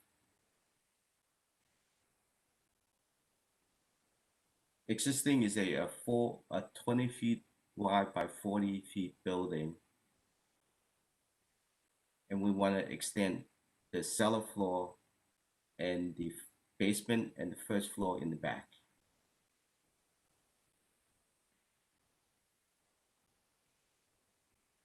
This is a 16-foot-6 extension, 20 feet wide, with a step going out to the backyard.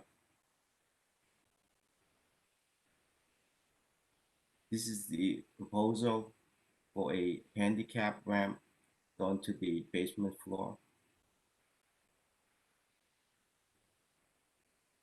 This is the cross section, and we would restore the front elevations to similar to 1315 Dean Street.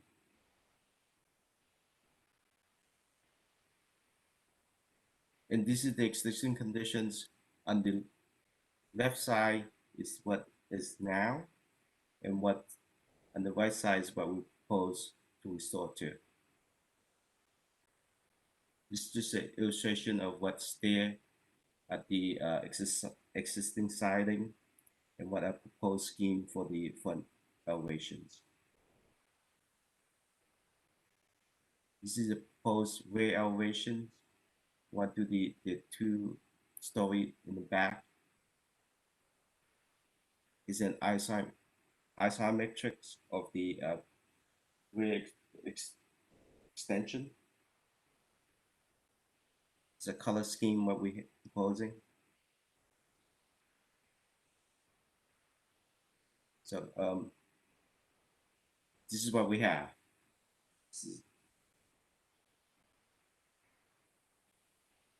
And I'm open for questions. We do have a couple of questions. Okay. In this SRO, was it vacant? Yes, the SRO is vacant. Currently, it's vacant. Okay, so there's no number of any residents living there as far as you know. Is that what you're saying? Yes, there's no residents is in the building right now. Is the plan for this building to be rentals or condos? It's supposed to be a condo. Okay. We are asking to see if you have a clear rendering of the handicap access as it works with the front. I don't at the present time. Mm-hmm. Okay. Regarding the SOR residents, historically, to see what numbers are, I'm sorry, the curiosity about the residents to see what the number of tenants were, but do you have any idea? I believe it was like 8 tenants. Okay, so there were 8 tenants to your Mhm. knowledge. Okay, Yes. all right, I thank you for that. Is there a deck plan for the roof? There's no proposed deck plan at the roof. It's just we would just extend the bulkhead. How long has the building been vacant? It's been vacant for almost 2 years. Okay, and That's not factual. I'm so sorry. I'm Jonathan Welch. I live next door. That's not factual. That's not factual. Okay. That's what I know. I mean, The owner bought the house in 2017. It's been empty since then. So I don't. If you don't know, just say you don't know. But that's not factual. Okay. Well, I believe he bought it, and there's still some tenant that was still That's there. not factual. If you don't know, just say you don't know. Okay. I'm not the owner. If you know, then tell me you know, and then I'll tell you that you're lying. That's not factual. Okay. Okay, we're going to be so we're civil here. I'm sorry. I'm sorry. We're going to be civil. If you have personal knowledge of facts that you feel need to be presented to this committee, please state them. Mr. Marshall, is My it? name is Mr. Welch. Welch. Okay. Would you please state the facts as you know them? So the facts are, they bought the house in 2017. The person who they bought the house from passed away at that time. They came in, they started doing some work. They left the house in a condition where they did something on the roof and left it open. They flooded my house, the next door neighbor's next door house. Right now, if you look at the house on Google Maps, is a forest in the backyard. The front yard was a forest. My ceiling collapsed on the second floor of my house. Right now, my wood flooring is still warped. And they left the house there from 2017. He keeps saying that he needs to get approvals to do work. I guess now the approvals is they need to do some type of additions that weren't getting approved. But I have no confidence because their house is directly adjacent to mine. They want to replace a stoop that is adjacent to my driveway. They want to add addition to my backyard. I had to call the police last year because the addition that was there in the backyard fell onto our cable wiring. So I had to get somebody to break it down. I called the police beforehand and they told me to break it down. So like they left this house here in disrepair. Right now the windows are boarded up. Vagrants were going inside there. It's a huge problem. I don't have any confidence in them doing this work and safely preserving my house, especially since they want to redo their facade. They left this house here for 4 years. I don't have any confidence in them. They're going to destroy my house. Thank you, Mr. Welch. We will ask pertinent questions and follow the process. I think Mr. Guo was stepping us through the plans. So far, they seem to be restorative. I am very interested in the rear yard extension, which I'm not seeing clearly. Could you move on to that, Mr. Guo? Sure, yes. So this is here's the elevation of the rear yard facade. I could give you a, here's the proposed massing model of the rear yard. And this is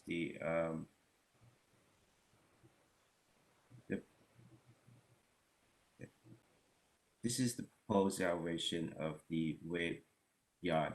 It's it's 20 feet. The building is 20 feet wide. We're gonna do a 20 feet wide extension. It's gonna be 16 foot 7 inches deep. So it's about 370 square feet. Each floor plate. I have to ask you to speak louder, please, Mr. Guo. Yes, let me adjust my phone. Let's see.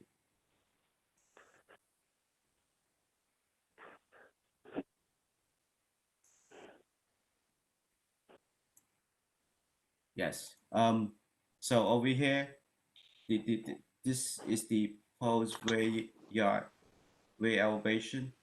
Say 16 feet by 20 feet extension for the basement and the second and the first floor.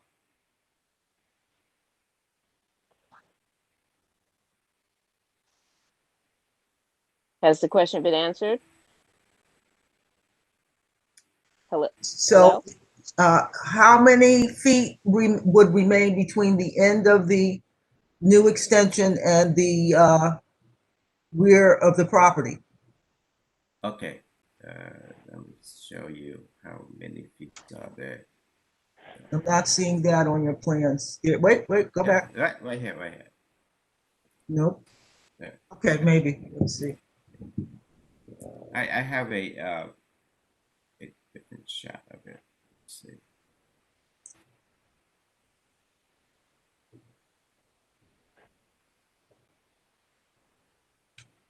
No, this is not it. So it's 20 feet in the front. So it's 40. The building is 40 feet deep. So another 16 feet. Is that we have like 35. We have 35 feet in the back for the rear yard. Do you have that schematic to show? Do you have drawings to show the rear yard and the extent of the lot line once this proposed rear extension is built? Okay, getting close. Sorry. And then if you could also show us the block footprint again, will this be the only two-story rear extension? Yes. This will be the only one. This is the only one on this block that is doing a two-story extension. Currently, there's none of it is a two-story extension. Here's the flat lot. We're the only one that is doing the two-story extension. Okay, and this is a landmarked block. Half of it, yes, it is. Half of it. Which half? The one on Dean Street side is let me show you the map. Right here. Here's the So you're in a landmarked district. but you didn't come to the local block association or to the Crown Heights North Association. I'm not familiar what that means. I think the instructions from the community board office are very clear that you should get in touch with the block associations and the neighborhood associations in the area where your project is. And I'm seeing from the president of the Crown Heights North Association that no contact was made with them. No, we haven't. Well, I'm not familiar with the process. Just learning. Well, I'm sure you got instructions from the board office. Ms. Neal, are you still on the line? Yes, I am. The email was sent out shortly after we received it, probably a day or two after. The neighbors said that they did receive the notification form on their doors. That's how they know they knew to come to this call. Okay, Mr. Wells. Okay. There might have been something lost in translation from reading the email, going to the website, etc. Okay. May I make a comment as a neighbor? Yes. Please?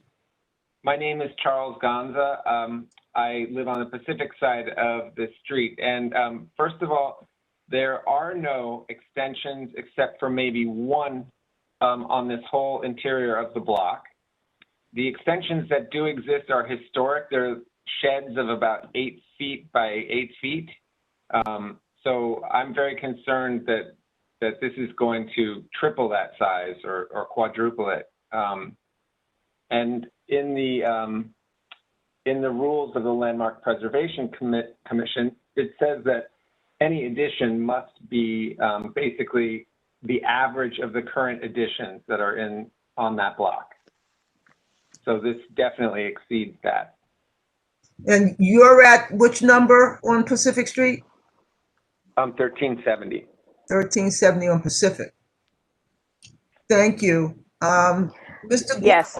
Mr. Guo, That's correct. That's Mr. Guo, I have to ask if you could do a presentation or meeting with the Crown Heights North Association and come back to the Land Use Committee in March. certainly I could contact them and do a presentation with them, and we'll come back in March. Okay. Okay, so we have several questions. So Okay. if he's able, Mr. Gow, if you're able to knock out some of these questions, and that, will also prepare you for your next visit with us. Sarah, please go ahead. Hi, thank you. So I am a board member, and I'm also a member of the Crown Heights Tenant Union. And I'm concerned about the fact that this is an SRO building that was left to fall into dilapidated conditions. And now the person who owns the building wants to turn it into condominiums in this area. I think that this pandemic time is a time when a lot of people have talked about the need for affordable housing all over the city, but especially in neighborhoods that were extremely hard hit by this pandemic. And a lot of what people have been talking about is preserving rent stabilized apartments, whether they're single room occupancy or otherwise, if they're regular apartments. And I just also want to point out that this building is on the next block over from 1214 Dean Street, where this summer there was essentially tenant organizations all over Brooklyn had to come out to this building in order to do an emergency eviction defense, because a homeowner, a brownstone owner, was operating a building as an SRO, but as soon as it didn't serve their interests, they tried to throw everyone out on the street. And I understand that that's not the same owner, but the loss of an SRO building with 8 rent-stabilized units from this neighborhood, I think, is an issue. And perhaps this happened before the current owner took possession of the building. Maybe it's entirely possible that the current owner had nothing to do with that process, but I do feel like the community would really benefit from an explanation of what happened, because the loss of affordable housing in this neighborhood is something that we can't just we can't just overlook it and then try to make decisions about aesthetic issues. And I understand this is only coming up because it's landmarks, but I feel that the neighborhood deserves that kind of explanation. And that's the main thing that I wanted to say. I just, from a strategic point of view, I feel like full honesty and disclosure and good neighborliness makes me more open to considering the requests of homeowners in this neighborhood. Thank you. Thank you, Ms. Lazar. Go ahead, Ms. Weatherspoon, but, and correct me if I'm wrong, Ms. Lazar and Ms. Weatherspoon, I believe Mr. Grove said that, or Mr. Welch said that the prior owner died. So I think there are more questions in the chat that Ms. Weatherspoon is going to put to the presenter, and then we can talk about Mr. Grove presenting 1323 Dean Street to the Crown Heights North Association with the help of Ms. Young. Thank you. NYCDOE, can you go ahead and make your question or comment? Yes, thank you. I live on 1325 Dean Street, which is located next to this building, and the whole building, I'm sorry, the whole block is a historic block and not partial. The line of the division of the line where the historic borderline exists is right at the end of the backyard to this building and my building and Mr. Welsh's building. It is entirely historic. And I agree with the previous neighbor who mentioned that this will completely change the structures behind, or the way that the buildings in the back look for the entire block and this portion of the block, and really creating a very different structure for all the neighbors that are in the back of this building. I'm also concerned about the number of units that are being proposed based on the presentation. It looks like there will be 1, 2, 3, 4 apartments with approximately 2-bedroom apartments, and the number of residents in that building also is of concerning, because this is a residential, mostly either 1 or 2 households residents. It's small families, and this will create a multi unit building that obviously is not the way the building currently exists. I share the same concerns that Mr. Welsh share. Being next door, this building has been abandoned for the last almost 3 years or so, with little care from the owner, unless he was alerted to it. So very concerned about the impact that this construction will have for everyone in the block. Thank you so much. Thank you for that. So my chat knocked itself out. So I do remember that we had Fior, Christina, Robert, and James that had questions or comments. So if you can speak on them in that order, I would appreciate it. Hi, this is Fior Ortiz Joyner. I have a question for Mr. Gual, and forgive me if I am pronouncing your name wrong. I see in the drawing where the extension is, there's a door that's below level, below ground. Is this an egress from the cellar? And if so, what is going to be constructed in the cellar that you need a door, an egress to the backyard? The egress is a convenience egress where the cellar leads directly to the backyard. Is the backyard, is that cellar going to be like a laundry room? I just want to better understand. The laundry, there's gonna be in building laundry facility for each floor. Okay. So the basically it's just an access from cellar to it's a convenience there. Okay. I'm sorry to both of you. A cellar has no windows. So what are we talking about here?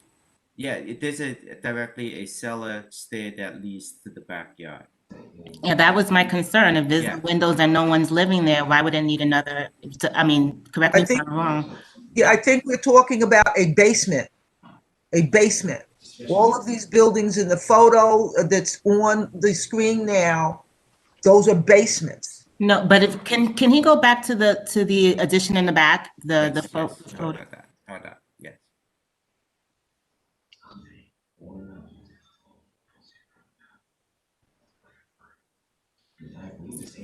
Here's the. No, that's not that wasn't what I was talking about. But, No. all right, since I guess we can go back to it at another date. I don't want to hold up the meeting. Okay. Okay, so I just want to be clear, cellar doesn't have any windows, okay? I understand that, Ethel, but the picture that I saw, I don't think I saw windows. That's why my question came into. Okay. So now, I'm seeing issues with time. It's 8:30 almost. And, since I'm asking that Mr. Guo contact the Crown Heights North Association and arrange for a presentation with them, and I'm sure the questions that, we're looking at now can be sorted out in consultation with the Crown Heights North Association, and I hope Crown Heights North Association will instruct the proposer to invite the neighbors as well, so it can be a group session. Mr. Gonza and concerned neighbor and Mr. Welch also be invited. Look for contact information on the Crown Heights North Association. Crown Heights North Association. Then wait, I'm sorry. If Mr. I'm sorry. Are you asking me a question, Ms. Tyus? I got my Okay. attention was diverted. I'm sorry. Please take it from here, Ms. Young. Is this something that the Crown Heights North Association is interested in? Because I think I saw a question in the chat from you that you didn't, they didn't reach out to Crown Heights North Association. Well, they didn't. And the process that we usually have is that they send us the drawings, and then upon review by the board, the China board, then a decision is made whether we want to have a conference or any type of meeting with them. That's not, our practice has not been to meet with them except for one project. And that was because there were extenuating circumstances around that. So what we do is we review their proposals, and then we make a decision as to whether we want to have a meeting with them around it. So can I just, can we make a motion now? Can I make the motion? Is that okay? Since you actually started that, Ms. Tyus, in terms of Yes, wrapping it up? I asked for a motion. Okay. At this point, it's probably a Okay. motion to table. Yeah, you know, just because the process is very specific, Mr. Gao, and we do understand that you made notice to the neighbors, but part of that instruction was to also to reach out to China. So I do make a motion based on that we table this presentation until next month, so you can have everything in order, all your ducks in a row. Right. Thank you. Appreciate it. Second. Wait. I want to clarify the motion. The motion is to table to provide time for the applicant to consult with the Crown Heights North Association. Yes, just refer to that email that was initially sent to make sure that you have everything in order as requested. I have one question. Does the applicant have a hearing date already Yes. scheduled? No, we do not have a Okay, hearing great. dates yet. Great. I wanted to, could I make a quick comment about the notice to the neighbors? Yes. Who's speaking? Who's speaking, first of all? This is Charles Gonza again. I just wanted to make a quick comment about the notice to the neighbors. This notice was posted on doors last night with no contact information. It just said call details are as follows, : blank. So we had to find our way here in order to make comments. It wasn't too explanatory. Thank you for that.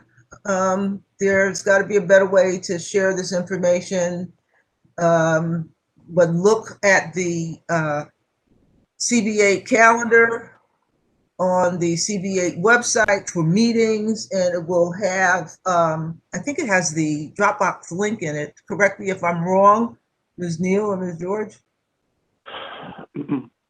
No? I just want to go on record saying that the attached notification to neighbors noticed that we send out to all LPC applicants, BSA applicants, city planning applicants, even the Slack applicants for another committee, all specifically have inputted by us here at the district office the exact information on how to access the meetings. Now, because it is paper and the link is literally about 80 characters, I can understand that it's very difficult for people to access the actual website link to get into the meetings. But it's very clear that it says to join the meeting by phone with numbers and the access code. Unfortunately, digitally, if they don't follow instructions and email everyone involved, like the Block Association president and China, who do have access to an email information with this digital info, I apologize on what we cannot do at the district office, but please do not say that the notice that we did send was not qualifiable for you to be able to figure out how to get onto the meeting. That is a little bit inaccurate. Actually, it's possible that the developer might have erased it because I had to write it in. I had to write the URL in and distribute it to the neighbors. I can show you on my camera right now if you want to see it. It was blank. There was no link or anything. So the late notice yesterday and the lack of a link doesn't speak well of the neighborliness of this project. That's what I heard as well, Mr. Gonza. Thank you for clarifying that. It is up to the proposer to communicate. And I think Mr. Guo is seeing that omitting information and skipping steps in the communication process doesn't shorten the review, because he's still got to go back and meet with or provide Crown Heights North Association with information. And we have a motion on the floor now to table this, so I want to make sure that that vote is completed. The motion to table was made by Ms. Weatherspoon, and there was a second by who? Who was the second? This is Gibb. I seconded it. Motion to table. Thank you, Mr. Bocconi. So we have a motion to table until the first Thursday in March, whatever that date is. It'll be the link will be posted on the community board's meeting calendar. And I ask you to call the roll on the motion to table. Ms. Lazar. Okay. All right. Princess Ben James.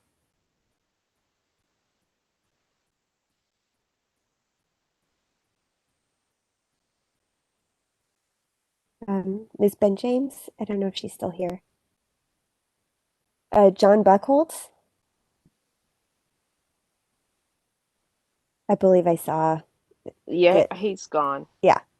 Robert Callahan. Still here, yes. Oh, thank you, Mr. Callahan. Janet Collins. Yes. Thank you. Nora Daniel. Yes. Thank you. James Ellis. Mr. Ellis.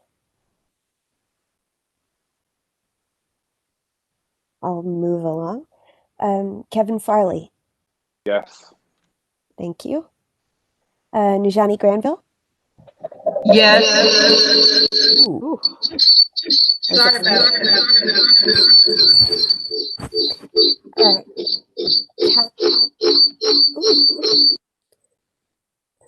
Kathy Islin? Kathy Islin? I think she had to leave for a meeting. Okay, sorry about that. Tsushima Jordan? Yes. Thank you. Peter Crashes? Maybe he had to leave. Sarah Lazar? Yes. Ethel Tice? Yes. Thank you. Gibbs Coney? He Absolutely. slept. Ursa Witherspoon? Oh. Ms. Witherspoon? Oh, I'm sorry. Yes. So sorry. Okay. Elaine Weinstein?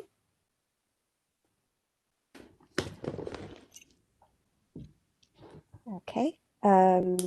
Maybe Miss Weinstein went. Yeah. Ms. Young? She's gone. But of course. Why, thank you. Fiora Ortiz Joyner? Yes. Oh, it's unanimous. This is beautiful. Democracy in action. It's tabled. 12 in favor. Thank you. Thank you very much. Thank you all for coming. We have a couple of catch-up items before I forget.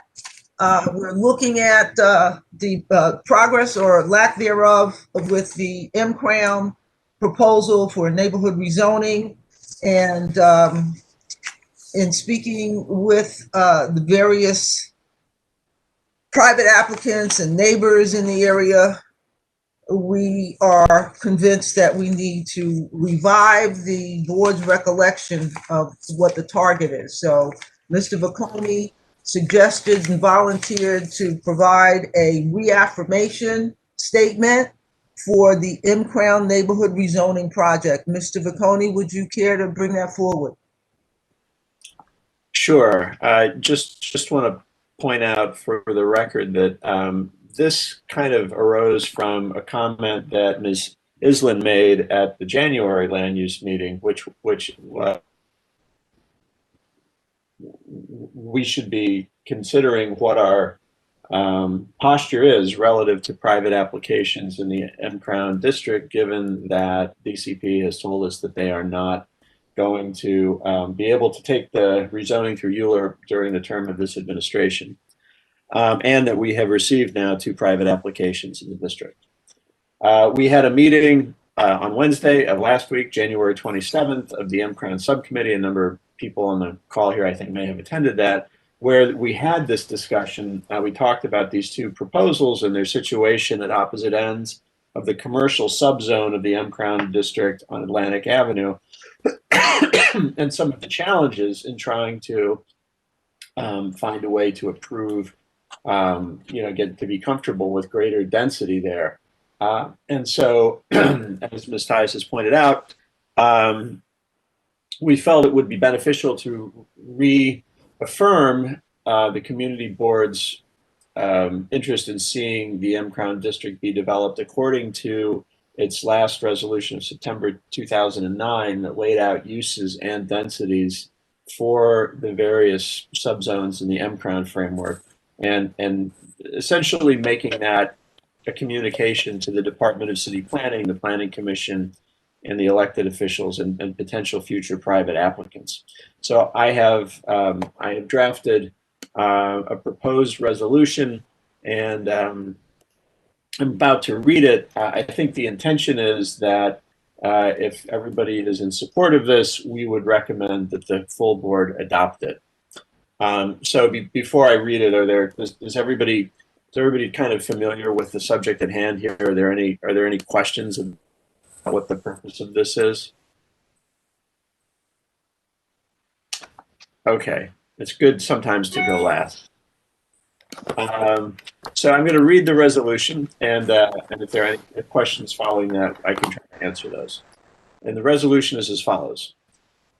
Whereas Brooklyn Community Board 8, CB8, has requested the Department of City Planning, DCP, to study rezoning of the 6-block area located in the northwest sector of Crown Heights and bound by Atlantic Avenue, Franklin Avenue, Bergen Street, and Grand Avenue, which has a majority of its lots currently zoned M11, otherwise known as the M Crown District, by its resolution of April 9, 2015, and amended June 9, 2016.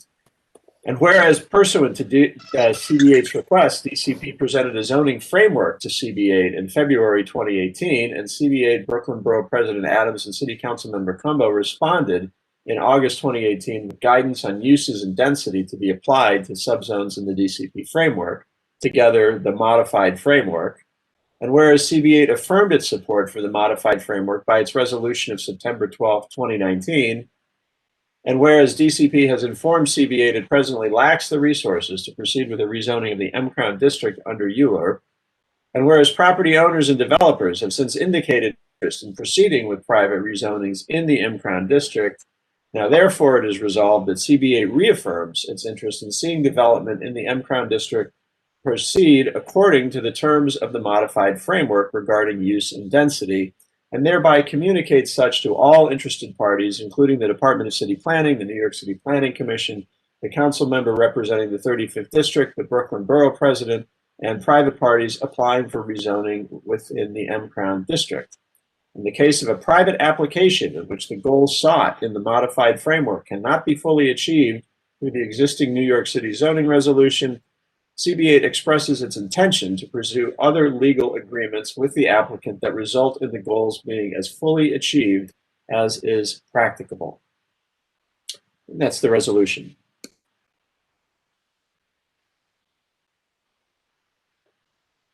Thank you, Mr. Bottoni. Are there any questions?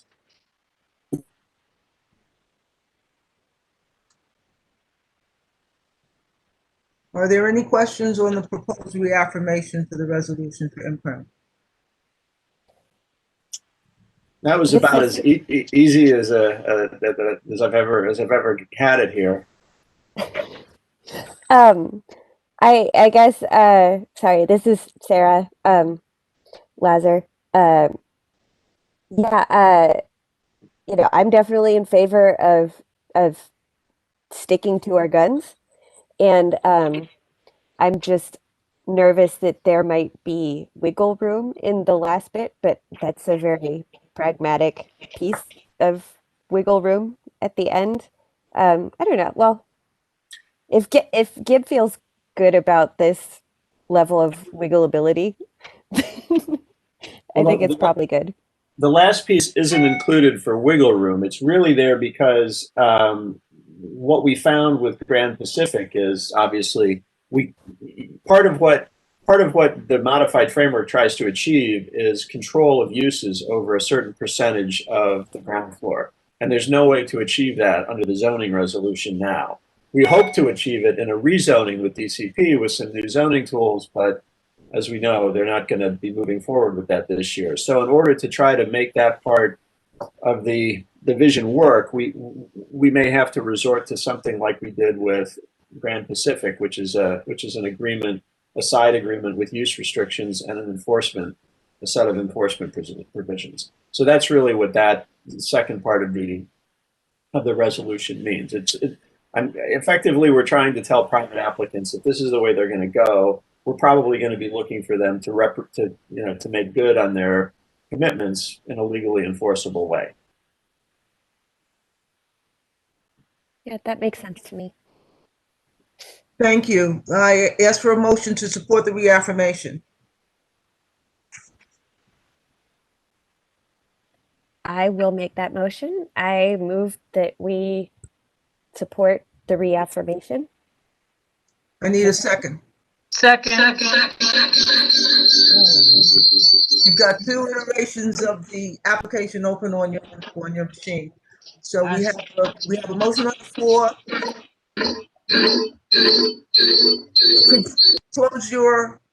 Okay. We have a motion on the floor. Please call the roll on the motion that's on the floor. Ms. Lazar? Okay.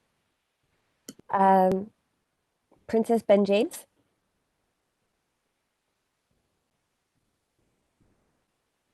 He's not here. Okay, thank you. Mhm. All right, Robert Callahan, Yes. thank you. Janet Collins, She's not here as well. all right. Nora Daniel, Yes. thank you. Is James Ellis still here? James is also not present. Okay. Kevin Farley, Yes. thank you. Johnny Granville, Yes. all right. Kathy Islin left. Suchima Jordan, Miss Jordan?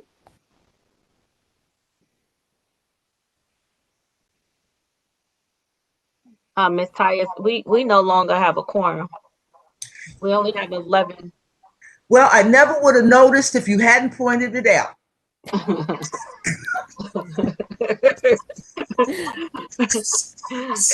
We have 16 people on. And only 11 are board members or committee members. 11 out of 23. No, it's not 23 because Sharon, we shouldn't be counting Sharon, Staten, or Riddle. So take those 3 off. You got 20. Join them back. You have 21, 11. We have a quorum. No, we don't because the other people left. Okay. We'll bring this forward at the full board, Mr. Bocconi. All right, good. So we have Ellie Perriente on the line. Again, he is one of our more admirable local developers. And if you have any questions for him on the project that he's planning at, 1042 Atlantic Avenue, Mr. Perriente, are you still with us? Yes, I am, but as you can hear, there's some action where I am. But yes, the exact address is 1034 1042 Atlantic. Okay. If anyone has questions on his project, please ask them now, and then we will be able to close the meeting. 1032 Atlantic. I'm not sure how many people are still really active on the feed right now. Yeah. Sorry about that. It's fine. It's all good. I'm glad you're still here. I'm here. If anyone needs me. I mean, if you have any questions, if it has to be discussed further, we can do it anytime. Okay. Thank you very much. If you weren't a developer, we'd add you to the committee. Nope. Yeah, I would love. There's so many things where I would love to vote on, but then I'm like, yeah, that's all right. Okay. So Thank unless there's anything else, I ask for a motion to close the meeting. motion to close. Second? Anybody second? Second, Robert Callahan. Okay. Good night, all. Thank you all for coming. See you next Thursday. Good night. Bye-bye. Good night.